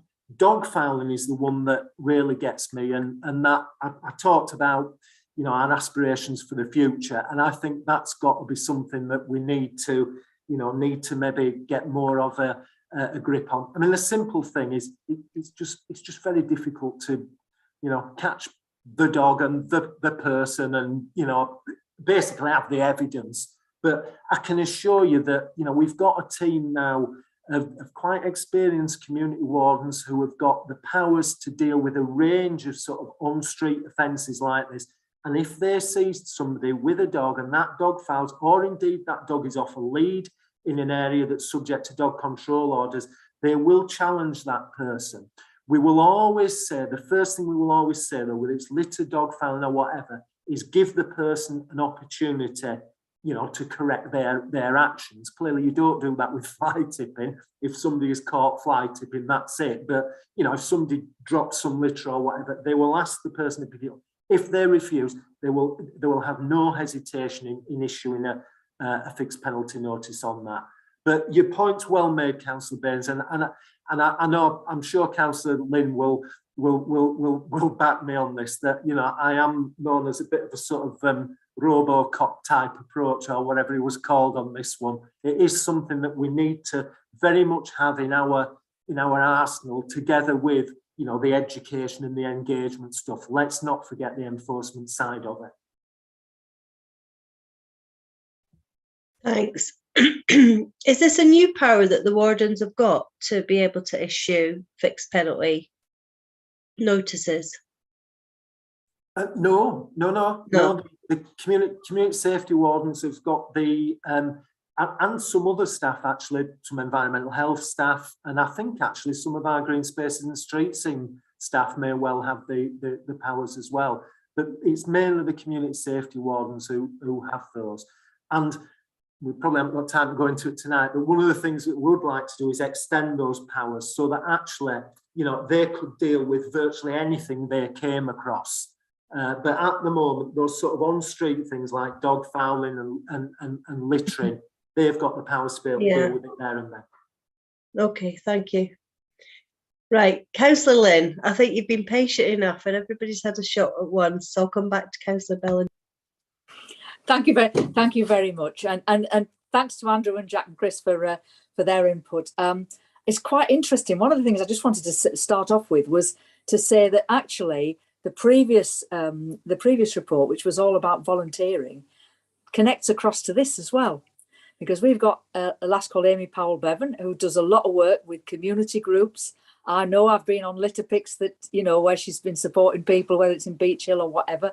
And so we are really, really keen to kind of encourage more pride in place and people actually wanting to, you know, do their bit. And actually, we, you know, she's recently been made, I think, made up to full time rather than part time, because we just couldn't keep up with the numbers of people that want to do. So all power to people in Calderdale that want to get involved in trying to improve the appearance. The other thing a couple of other things I just wanted to say.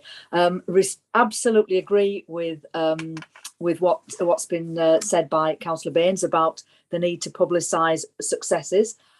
We had some success recently, which you might have seen in last week's Courier, of somebody who was prosecuted not because they necessarily dropped the fly-tipped litter themselves, but because they actually gave it to somebody without asking to see their licence for waste disposal.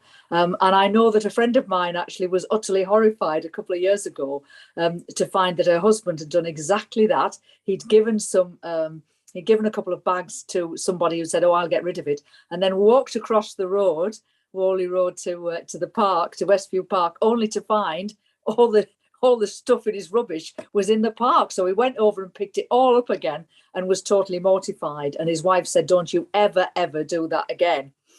So he didn't end up in court, but he did end up with a lot of extra work picking up after somebody who had not disposed of rubbish as he'd promised. So I think that's really important. And I think getting that message across, the more we can publicise that.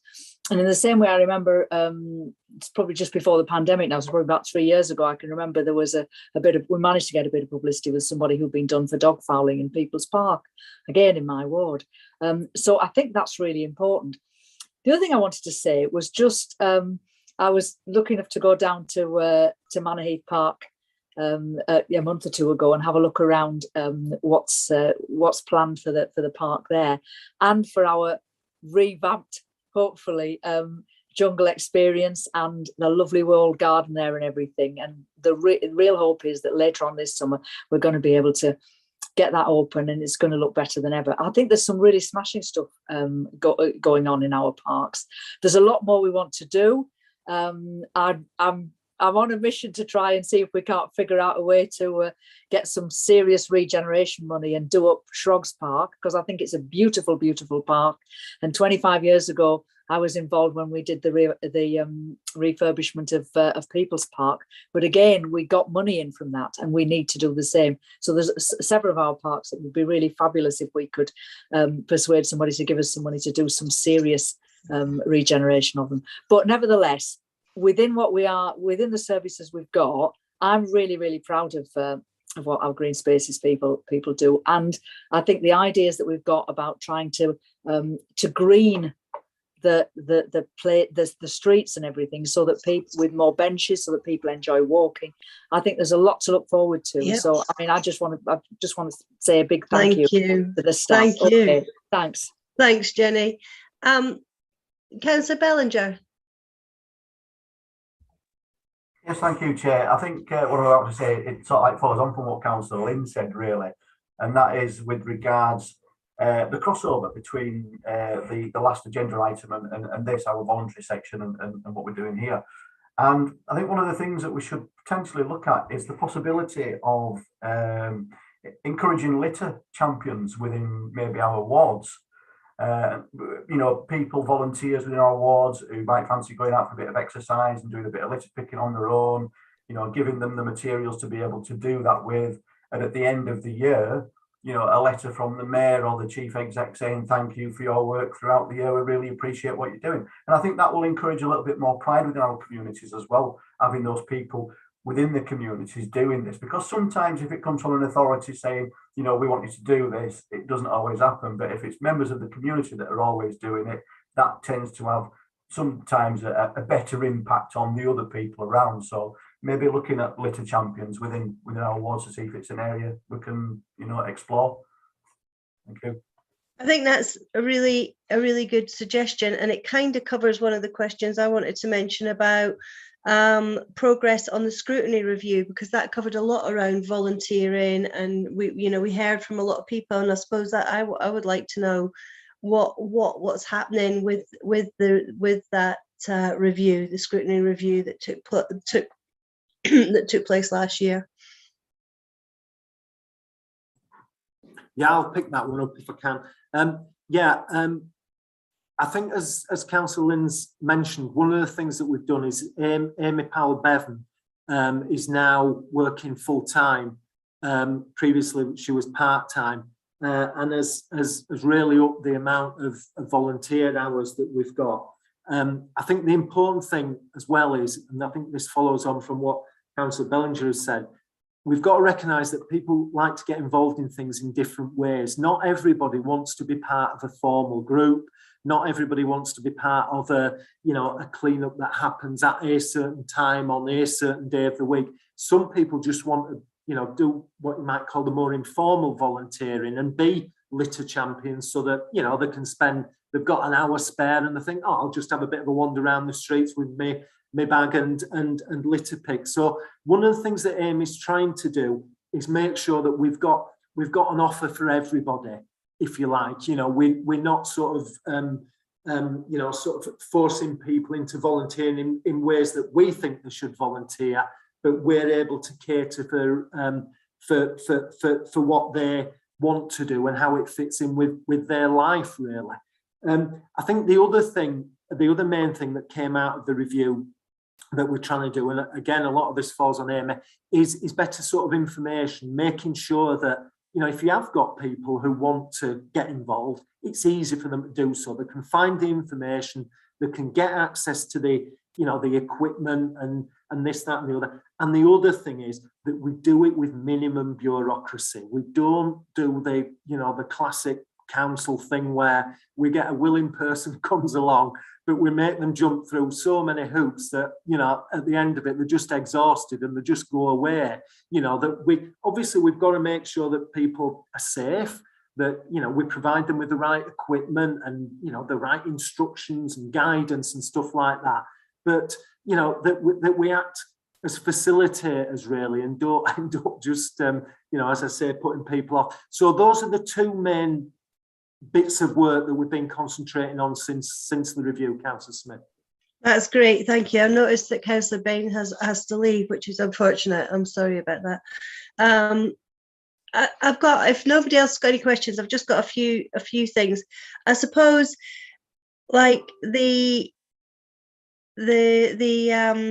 structural chart shows how many people there are, and the budget isn't that huge, really, all things considered. I suppose there's one comment just around staffing. Have we got sort of in place a good sort of progression plan to make sure that people have got a chance of getting on a bit of a career path? And also, are the people that aren't named on the chart, are they vacancies, or are we pretty well covered in terms of staffing? That's one point. The other one is just about Amy, really. We've got Amy right down at the bottom, and then further up under countryside, we've got 3 volunteer coordinators times 3. I know they're countryside officers, but is there any sort of room for giving her a bit of, I don't know, for her doing a bit of that role, or I don't know, rationalising it a little bit? The budget, as we say, is not very big given the huge size of it, and there are tech improvements that you talked about. Is that included in the budget? And then the final point is just about public engagement. How are we getting the messages across about what's happening to the public?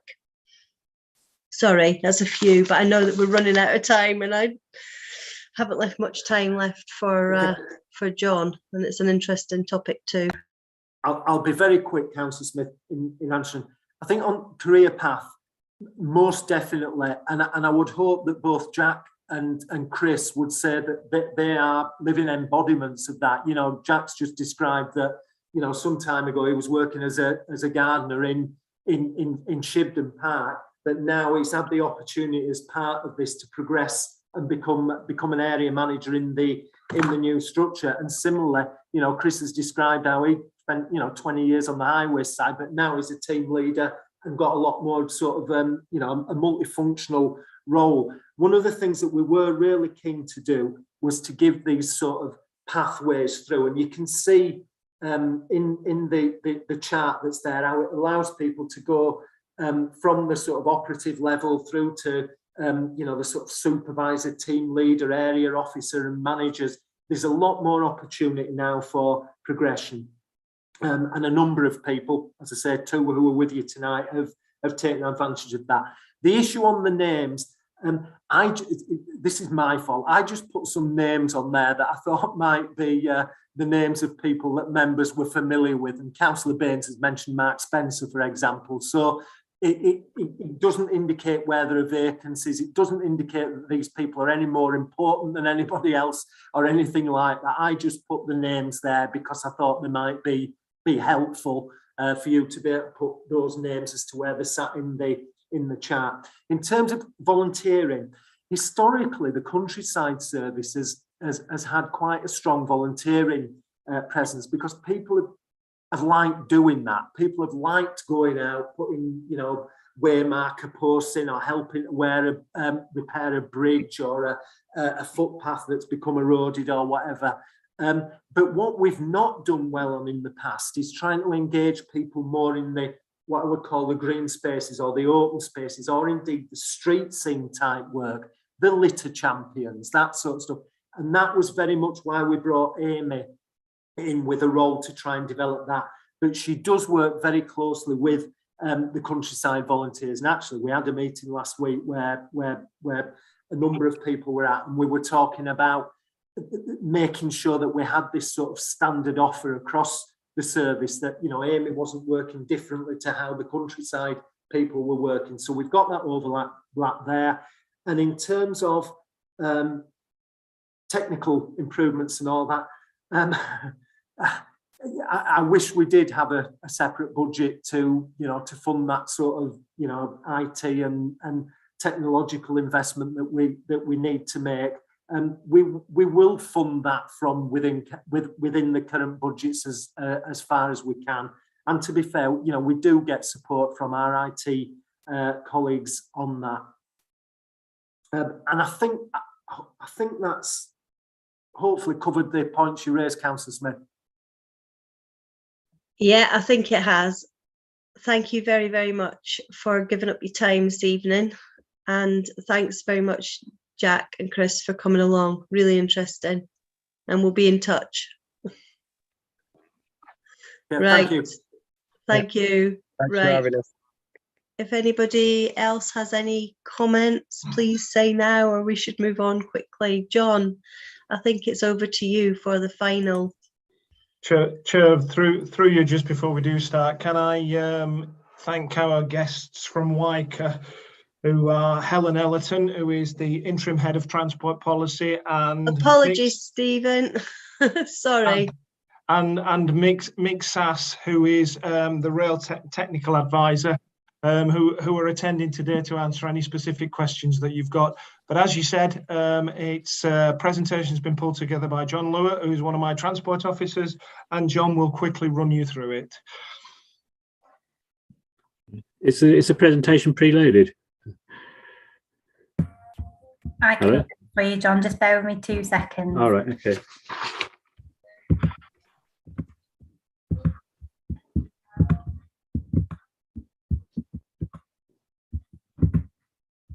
Okay. Right. Yeah, just very quickly to start with, I'm going to sort of do it in 2 bits, the bus and the rail stuff, and then at the end of each section, hopefully Mick will help out with one, and then Helen with the other. There's a lot to cover in a short space of time, really. I mean, we could, a lot of these subjects we could talk about for the rest of the evening, but, so I'll try and keep it reasonably brief, because it's a really big subject, really. So, as you can see, the content's just rail transport bus conclusion. Any questions? So, do you want to get into the next slide? That's lovely, thank you. Yeah, public transport's been impacted hard by the pandemic, particularly with social distance in trading cars.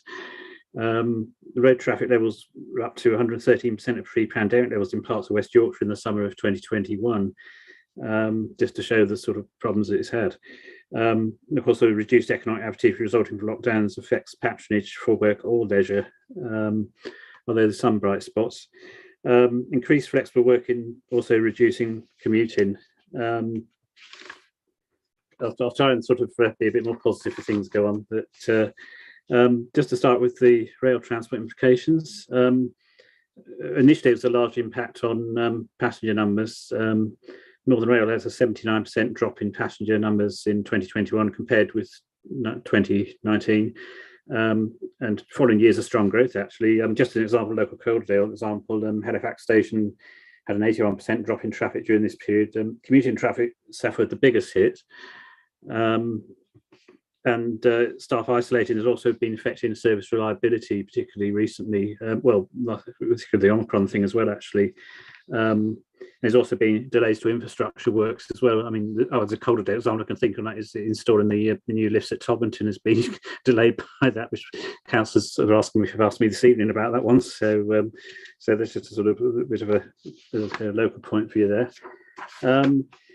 Then recovery, to try and be a bit more positive. The leisure market sort of held up a bit better at any rate. And in the second quarter of 2021, it was 61% of what it would have been in 2020, 2019.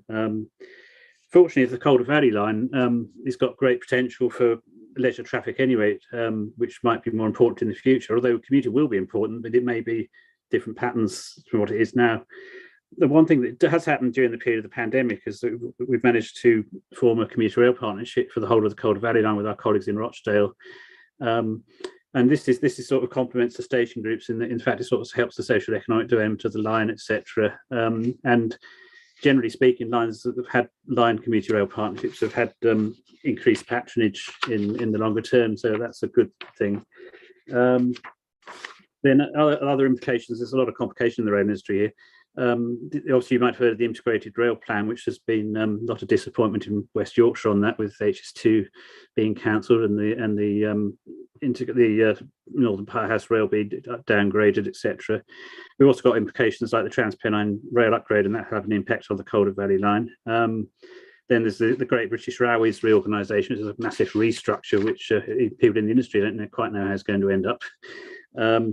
And then, of course, hopefully one bright spot might be the mass transit system, which are developing in West Yorkshire, and we're hoping that eventually Calderdale would benefit from that as well. And obviously that has links into the rail industry as well, with interchange and that sort of thing. Just one bright spot to mention here briefly was on the rail freight side. Rail freight growth in the second quarter of 2021-22 was up 0.7% on pre-pandemic levels in the UK. Now that's partly that was sort of happening anyway, but also things like you might have heard about the shortage of lorry drivers, and that has actually helped the rail freight, etc. And Wyker are actually looking into developing rail freight further and looking for new terminal sites in West Yorkshire. But the biggest problem, as I say, is the fact that you can't move shipping containers across the Pennines at the moment because the railways won't take it, and that's why the M62 is so busy. And so that's something that hopefully might be addressed in the Northern Powerhouse Rail upgrade, etc. And to get onto the buses, once again, as a general figure, bus patronage in metropolitan counties like Calderdale was 19% in 2021 compared with 2020. At the worst, it was down to about 10% of the pandemic levels in April 2020, which was then the sort of severe lockdown period, I suppose. And once again, like the rail staff isolating as well, there's also a 10% shortfall in drivers in 2021 because people have been attracted to HGVs and things like that, and helping underlying problems as well. The emergency bus funding as well is meant to end in March 2022, but it might be extended. Helen can probably fill in on that in a minute, which would be quite good. And then on the bright side, though, bus use in West Yorkshire was up to 75% pre-pandemic levels by October. And there's the new government policy, which is Build Back Better Bus. So to exploit that, Wyker, in partnership with the West Yorkshire authorities, including Calderdale and the bus operators, are developing the West Yorkshire Bus Alliance. The Alliance has developed the bus service improvement plan with a funding bid currently being developed at the moment. the plan is that to implement the bus service improvement plan, Wyker and their partners are developing the enhanced bus partnership. The principles there are a cohesive West Yorkshire bus network, simple bus fares, more green buses to reduce carbon, better bus priority, increase in bus patronage of 25% by 2027, contribute to a zero carbon bus fleet by 2036, and also once again integration with the mass transit system, etc. With the bus at the moment, there is sort of question marks over funding, and people are worried that there might be cuts in services, but at the moment we don't know. But having said that, if there's a successful bid with the bus service improvement plan, then that could be good news as well. So it's a good and bad picture, really. So just to go back to the rail stuff, if Mick would like to just come in, he might want to just add a few things to that section. Yeah, by all means. I propose to keep this really, really brief. I'm acutely conscious it's 3 minutes to it. I'm assuming that this is an 8 o'clock finish, isn't it, on paper? So you want time to ask questions. So really, I think I've very little I feel I need to add to what John said on a pretty comprehensive canter through. I think the one thing that I would say is that he's shown us how bad it got in terms of the in terms of passenger rail during COVID. Certainly rail's very much been bouncing back. It's fair to say that rail in the north has bounced back far more than in London and the home counties. So, we needn't be too defensive about these things. Latest sort of statistics that we are getting are that, while traditional commuting is relatively low, old-fashioned season tickets are only about 30-something% of pre-pandemic. But that doesn't mean people aren't still commuting, because they're not. It's just they're not commuting every day of the week. So sort of 40-50% of rail commuting from before. Leisure travel, though, has actually been pretty strong for quite a long time, and weekends actually quite often exceed pre-COVID levels. So it's as much a change in behaviour as everything else. Overall, while obviously things have dipped during Omicron, and of course the storms have had impact, we're sort of in the 70% overall in terms of where demand is compared to before COVID. So clearly we've still got a problem. We've got recovery to do, but it's not as though people have abandoned the railways in droves. There's been a lot of change to what's been done. I think there are a lot of opportunities about actually if people work more diverse hours more flexibly, then it might be that we don't have to spend as much money on providing capacity, which is only used for a couple of days in the morning and evening peaks, which actually isn't very economic for the railway. And we can look at a more comprehensive offer about concentrating on all day and more consistent growth in demand, better spread through the week and indeed as well as through the day. Another similar point is that journeys themselves are actually rather more diverse. Railway used to be very much in its comfort zone in terms of hauling large numbers of people into Leeds, into Bradford and so on, and not doing much else all that well.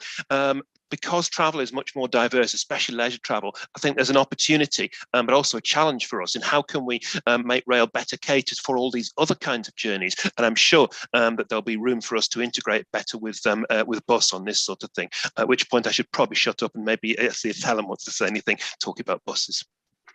Right, thanks, Mick. Yeah, on buses, if Helen's still, it's been waiting very patiently.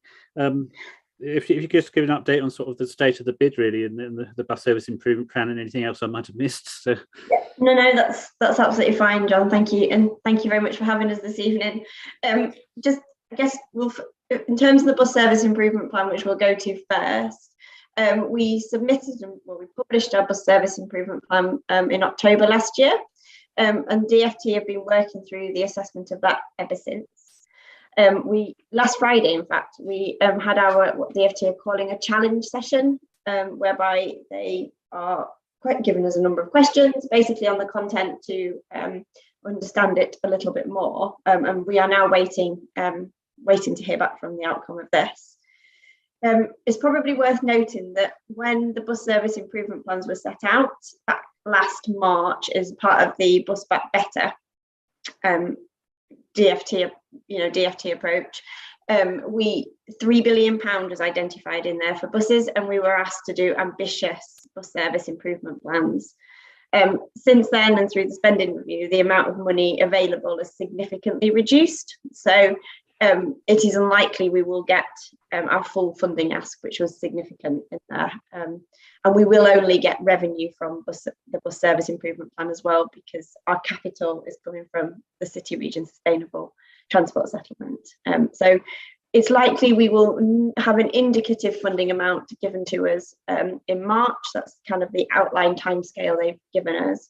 But yeah, we are still waiting to hear on the next steps on that. John, did you want me to just pick up bus recovery grant quickly, or? Oh yeah, yes, if you would, yeah, that's great. Yeah. That was another question mark, really. Yeah. No, that's absolutely fine. So, since the start of COVID, operators have been receiving what was originally called the COVID recovery grant, which has been funding bus services near enough 100%, say 95% funding bus services through the pandemic. Last September, this changed to the bus recovery grant. This has a slightly different metric to it and relates back more to fares in terms of growing patronage. Bus recovery grant is due to end on the 5th of April. Operators have had funding confirmed to the end of March, but then it is unclear what's happening after that point. So we are in the process of continuing to talk to DfT about these next steps, given this could have an impact on services and operators' ability to deliver services. I guess that's probably all there is to say on that, John, at the moment. Thank you very much, Anna. Thank you. And then just to round off with the conclusion, just to sort of give some bright spots. Public transport post-pandemic does have a bright future. Having said that, we want to make sure that there aren't any short-term decisions being made which might have a long-term impact, like cutting bus services or rail infrastructure, or so that we might live to regret. In the longer term, I think it could be a brighter future. There could be a chance to significantly reduce road traffic levels, with blended working becoming much more common nowadays, coupled with greater public transport use and walking and cycling, so that those people who do go into a workplace for some of the time will be doing it by sustainable means, hopefully. So there is an opportunity. As I say, the situation is uncertain at the moment, but I think a brighter future could await if we play our cards right. So, yeah, that's about it. Can I say thank you very, very much for waiting, and I'm so sorry that we've crammed you into the end. I could have had a whole session listening to this. Paul, Councillor Bellinger. Yes, thank you, Chair. You'll have to forgive my naivety on how the services are actually funded by Wickr. It's not an area that I've really sort of like delved into over the past, but one of the things I've really wanted to get across this evening, so I'm actually glad to hear, is with regards, how are these services monitored for their efficiency and reliability? You know, because they're funded by yourself, you'd like to know that your money's been well spent with these companies. And the reason why I say that is because I have residents contact me saying that 2 buses turn up within 10 minutes of each other to go to the same location, and then they've got to wait another hour until another 2 buses turn up within 10 minutes of each other. Or, you know, one bus will turn up 1 hour and then the next one will probably miss, so there's another 2 hours. So the reliability has been quite poor recently. And especially when you've got, you know, elderly and vulnerable people stood there at bus stops expecting a bus to turn up on time, it's, you know, it's quite poor. So I'm just wondering how we can actually monitor these companies to make sure they are providing a thorough and efficient service. I can come back in, Chair, if that's so. I think I guess the first point, just to be clear, is we don't run the bus services. They are run by private operators. We also don't, in normal times, outside of the pandemic, we don't fund the bus services apart from tendered services. So a significant amount of their funding does come from the public sector, but it's central DfT funding rather than our own funding. The services, it's the socially necessary services that our funding supports. So there are routes in Calderdale that are funded by us. The routes that are funded by us, we have, you know, access to all of the data, obviously, that enables us to monitor the services. And the operators do give us information on data through real-time feeds, for example, that allow us to monitor those services. And yeah, so that provides us with information to understand how those services are operating. I think the challenges is there's a number of reasons that cause journey time variability, and one of the main ones that the operators will tell you is congestion. Congestion, limited opportunities for segregated space for the bus on the road network, and there are of course operational issues, you know, buses that are breaking down, buses that have got issues, that type of thing as well. So all of these things together cause a variability in service, often for a number of locations, I'm afraid. It's about, therefore, how can we improve that offer across the lot of the piece a lot of the time. So there is a short-term problem at the moment with driver shortages as well, in particular, which is having. And that is causing a specific problem at the moment. Yeah. Through the pandemic, I'm afraid. I was trying to think of the status. You were just saying that, John. But I think the situation is a lot better now than what it was. Thank you. Appreciate that. Thank you. Councillor Scullion. Thank you. Can I add my thanks for the patience of the folks from Wyker, and indeed for John from Calderdale. We're actually very lucky in the officers from Wyker because they have got a real depth of knowledge and a real grasp of the bus and the train issues. And we meet monthly. In fact, the leader, myself, and officers with the Wyker transport folk. And in addition, there's a transport committee, both a district committee and a West Yorkshire wide committee.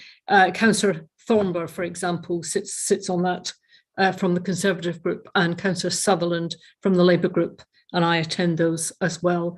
So we're very lucky in many ways in terms of having, you know, sort of a good team and people at the table fighting for Calderdale. I just wanted to follow up what the officers had said in terms of some of the post-pandemic issues. It's really hard to unpick them from the various government proposals about infrastructure. And the thing to remember about trains, which I only really realised recently, is how long the time periods are for rail planning. You know, I'd like to think, you know, that I will, you know, sit on some of these new trains before I'm 90, but it's not looking very likely, actually. And of course, the integrated rail plan was disappointing for Calderdale. I don't feel entirely downhearted because I think there are things that can be done, particularly as the Great British Railways planning starts. I hear what the government said about some of the HS2 things being too large, you know, those kind of things. But actually, I think here in Calderdale, we know that electrification is an absolutely crucial ask for us. We've heard from Andrew Haynes, who's charged with developing the Great British Railways, that actually there are projects elsewhere in the country, in Scotland in particular, where they've electrified sections of line, just quietly got on and done it. And each project that they've done, each section of rail that they've done has cost less than the project before, as they've learned from the process. And I take heart from that, because I think that means that we should get businesses behind us locally, and Wyker and anybody else that we can think of, to begin to campaign for that small and steady progress of electrification. But I wanted to finish, Chair, if I may, just by saying something about bus. It's absolutely fantastic that we've got the railway line through Calderdale. Fantastic that we're getting a new station. Please can we have lots more of those, please? But actually, if you look at the terrain, the geography of Calderdale, there are a lot of hills, there are a lot of communities that need to get to the rail running through our valley. And so bus is really crucial for us, really, really good bus services. And we know that some of the rural services are in trouble because, you know, young people starting work have bought a car for 500 quid and are using that and don't necessarily think about the buses. The buses are not necessarily at the right times and in the right places. So we need to think very carefully about places like Calderdale, which have got semi-rural areas, and we need to be fighting for what the new models of bus services look like in a place like Calderdale. But we want cleaner rail, we want cleaner buses, and we're in there fighting for them. Thank you, Chair. Thank you. Councillor Dickinson. Thank you. Thank you, Chair. Not unrelated to Councillor Scullion's last comment with regard to fighting for the greener buses. It was a question I actually raised in council a while back, and I didn't actually get an answer, unfortunately, regard to the distribution of the new cleaner, which I presume are battery-powered buses, I'm guessing. It was a question about the those routes outside of the lower emission zones that they go talking about for Bradford and Leeds, and whether that wider rollout and distribution of greener buses can be something that we can look forward to in the areas where we have serious problems with air quality, rather than being the poor cousins further down the line. I'm looking for some kind of reassurance in that regard. So we have recently, end of last month, submitted a bid to the zero emission bus bid, which is to bring in about 120 new electric buses into the region. That's covering across the region, and specifically within that bid, we have enabled a number of additional kind of match funded buses, if you like, from our own funding to come through into Calderdale. That particular fund is done in partnership with the operators, but at the moment this is the best way, the optimal way to bring in these buses into the region. So that fund is in partnership with the operators, so the operators are driving the locations of those buses. But to make sure that Calderdale also saw some benefit and correctly used, we brought our own match funding into that process to help increase that. It's also worth saying that as part of our City Region Sustainable Transport Settlement, which is also being considered by government at the moment, and there'll be more information in this in our CA papers on the 17th of March. Within there, we have also included a fairly substantial amount of money to do more zero emission buses across the region. So again, we will work through the best model for us to make sure that those buses are being, deployed across the region in the optimal way. So there are plans, in short, and obviously the Mayor also has a pledge to bring more greener buses into the region. So yeah, there is a real keenness to do that here. So we are working through that. Thank you. Is there a chance for a supplementary, please, Chair, with regard to trains? Is that all right? There's been a lot of talk about the electrification of the Calderdale line, the hopes and dashed dreams in that regard. My understanding is that the Calderdale line represents a really difficult logistical challenge for electrification. And there was talk about Northwest area trains being run on hydrogen. Now, if we can disregard the difficulties of hydrogen in terms of green and blue and everything else, and difficulty in generating green hydrogen cheaply, I'm just wondering about the prospect potentially of actually having hydrogen trains running the Calderdale line, which may over the longer term represent a cheaper way of going about doing things, rather than actually the extra infrastructure that's going to have to be built, the bigger tunnels and what have you. I mean, am I just thinking pie in the sky here, or pipe dreams, or is actually electrification further down the line at some point, as and when it eventually may happen, something that's more viable than the alternative of hydrogen? Yeah, may I come in here? Electrification is something very close to certainly my heart personally, and indeed WICA more generally.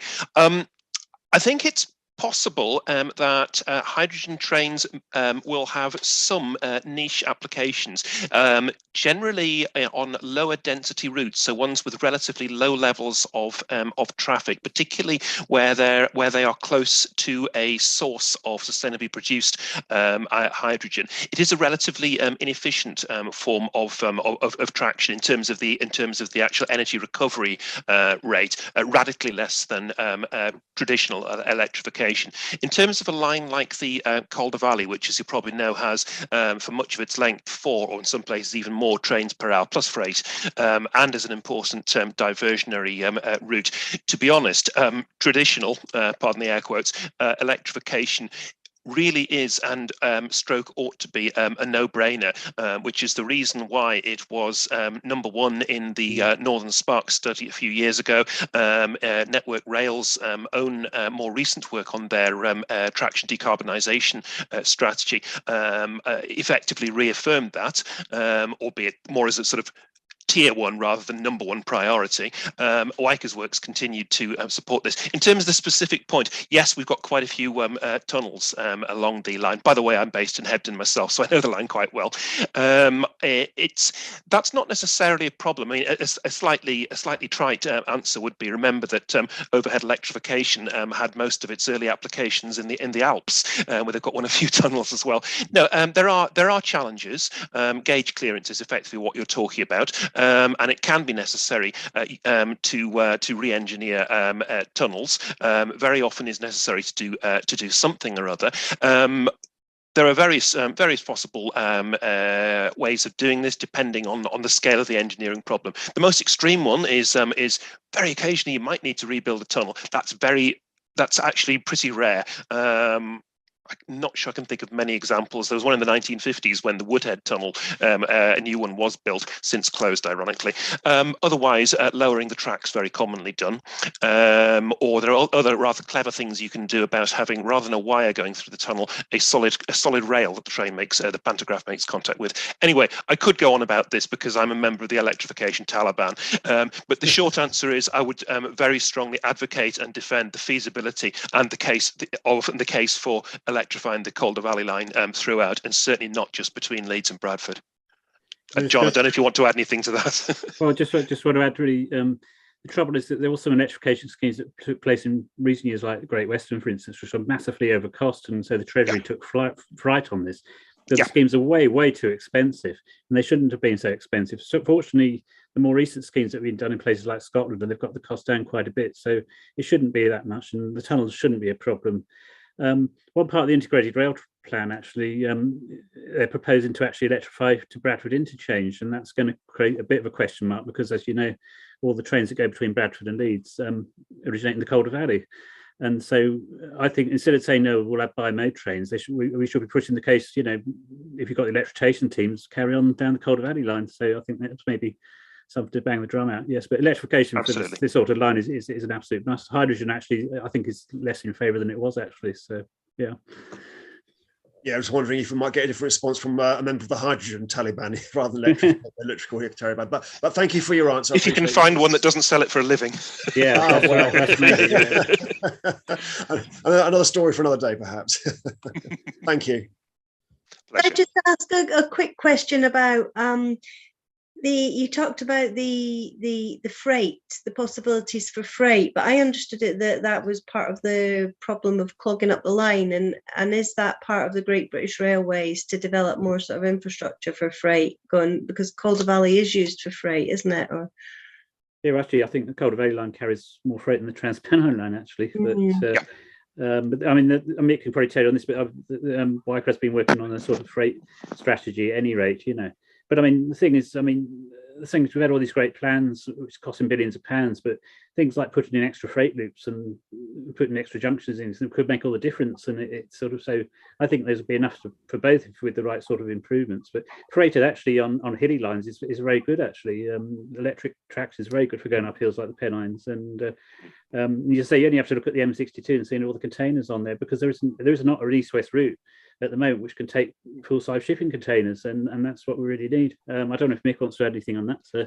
One of the few good things, if I can say it, about the integrated rail plan is, and there are things that we should welcome in it. In all fairness, is that it did give a commitment to the Transpennine route upgrade, including scope for proper gauge cleared, which means full-size containers, as John was describing, freight over that line, and making sufficient capacity, as in network capacity, to run one full-size train now, and including electrification, which is, as John implies, makes it actually easy to fit the trains in. So you know, there are positives that will enable firstly more freight traffic as a whole, and secondly it'll enable perhaps a little more sharing out between the Calder Valley and the main Diggle line. But ultimately, you know, we want growth in passenger rail and we want growth in freight rail. It absolutely mustn't be an either or, and certainly from a Wyker point of view, yeah, I mean, we used to be a passenger transport executive, but we're much more holistic about these things now. And if we're serious about decarbonisation, well, even a diesel-powered freight train is about 8 times more carbon efficient than the equivalent lorries, and an electric one, well, sky's the limit. Just to add, I mean, I've got friends who work in the freight industry who basically would send stuff from Liverpool across the Pennines if they were the gauge, if they could do it, but they can't because they can't take the containers. So that's proof positive. That's quite an exciting prospect. I don't know if I'll live long enough to see that. Yeah. But Please gods. I've got just one more question. I know that within the bus plan, the cost is a consideration. What about rail? Because rail is very expensive for I'm thinking especially for people that maybe young people going to access education in Leeds, Bradford, wherever. Is there anything we can do about it, I suppose? Do you mean in terms of fares? Yeah. Yes. Yes. As with buses, we as WICA don't set fares these days. We used to have an influence over them years ago. And in fairness, sorry, pun not intended, I'm getting tired. Our fares have as a result of that historical hangover, remained for most journeys at slightly lower levels than outside the PTE areas. Unfortunately, one of the consequences of that, one of the downsides, is the notorious what they call tunnel taxes. So if you go from here, for example, from Walsden across to Littleborough, the fare suddenly jumps up, and then for a journey within Greater Manchester, Littleborough onto Manchester, it's reasonable again. Same also if you're going towards North Yorkshire or anywhere else. That is a problem. Yeah, in international terms, we do have an expensive railway. Unfortunately, there has been for decades government policy, rightly or wrongly, that the fare payer should shoulder a relatively high proportion of what is unfortunately a high cost railway in international terms in terms of subsidy. So at the end of the day, that's primarily a national political issue, though. Yeah. But I think things like these anomalies, like tunnel taxes and so forth, are certainly something that we're very aware of. And while we only have a limited amount of influence as a combined authority, we are trying to continue to make the case to address these, but of course without achieving perverse consequences of other things suddenly jumping up and becoming unaffordable, especially because quite a lot of our more peripheral geographical areas are also areas of social deprivation. Mm-hmm. Yeah. I'll just say very quickly, that's part of the idea of the GB Rowries thing, I hope it works, is the fact that I'm not getting into an argument whether privatisation is a good idea, but the fact is that the way that it was structured, it's just way too complicated, too many cost centres, too many people involved. And so the idea of the GB Rowries thing is that it's meant to make the Rowries cheaper overall. As to whether that happens, I don't know. The jury's out on that one, but let's hope it does. And maybe that might have an effect on fares as well. Yep. Yeah. And I think going back to the point on sort of areas of deprivation, bus travel is far more commonly used, isn't it? And I think that I've just come back from Scotland where they've introduced sort of zero fares for under 22, same in Wales. London have got their concessionary scheme, and it just feels like, when are we going to have, when is it going to be like a human right to be able to get from one side of town to the other without, yeah. Anyway, that aside, has anybody got any more questions? Are you sure?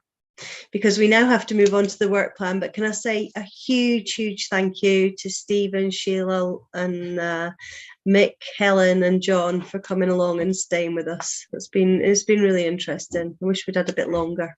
But you don't. Yeah. Thank you very much. Thank you. Thank you for listening to us. Okay. Cheers. Good night. Oh, I'm muting myself. I think it's me to introduce the next item, which is our final item, the work plan. You want me to just come in, Councillor Smith? Yes, please. Just to say, members, I don't think there was a date on the work programme, but we have 3 petitions next week at the 3rd of March meeting. So that should be scheduled in, and you should all receive details on Zoom soon. And if there's any items for the final scheduled meeting of the year, if you can just let either Mike or Councillor Smith or Councillor Caffrey know, we can make sure we build that into that work programme for you. Thank you, Lauren. Thank you, Diane. I think, to be quite honest, Chair, if I just may ask, there's a petition coming next week, but I believe it's a repeat. It's like a repeat because I think we brought a petition back in January 2021 on the same thing. So I don't know how that's going to work if we've already had one petition. Is that on the parking charges, Councillor Bellinger? It is, yeah. So I don't know how that. I think Mike checked it out, and I think it's just out of time scale, so we can discuss it again. That's not a problem, and I think it had a slightly different angle. But I'll double check with him when he's back next week, and we'll get a message out to members. But I'm pretty certain it's fine to go ahead. Right. Okay. And then the other thing as well, I've actually mentioned it to Mike, and that's possibly the potential for the Place Scrutiny Board to look at the business improvement district in Halifax, just to see how it's working, what funds they've got, where they're spending it, what the plans are, things like that. No problem. I'll stick that on my list, and I'll make sure we discuss that next week too. Okay. All right. That's it. That's it. Thank you. Thank you all for being so kind and we're nice, Audrey. We're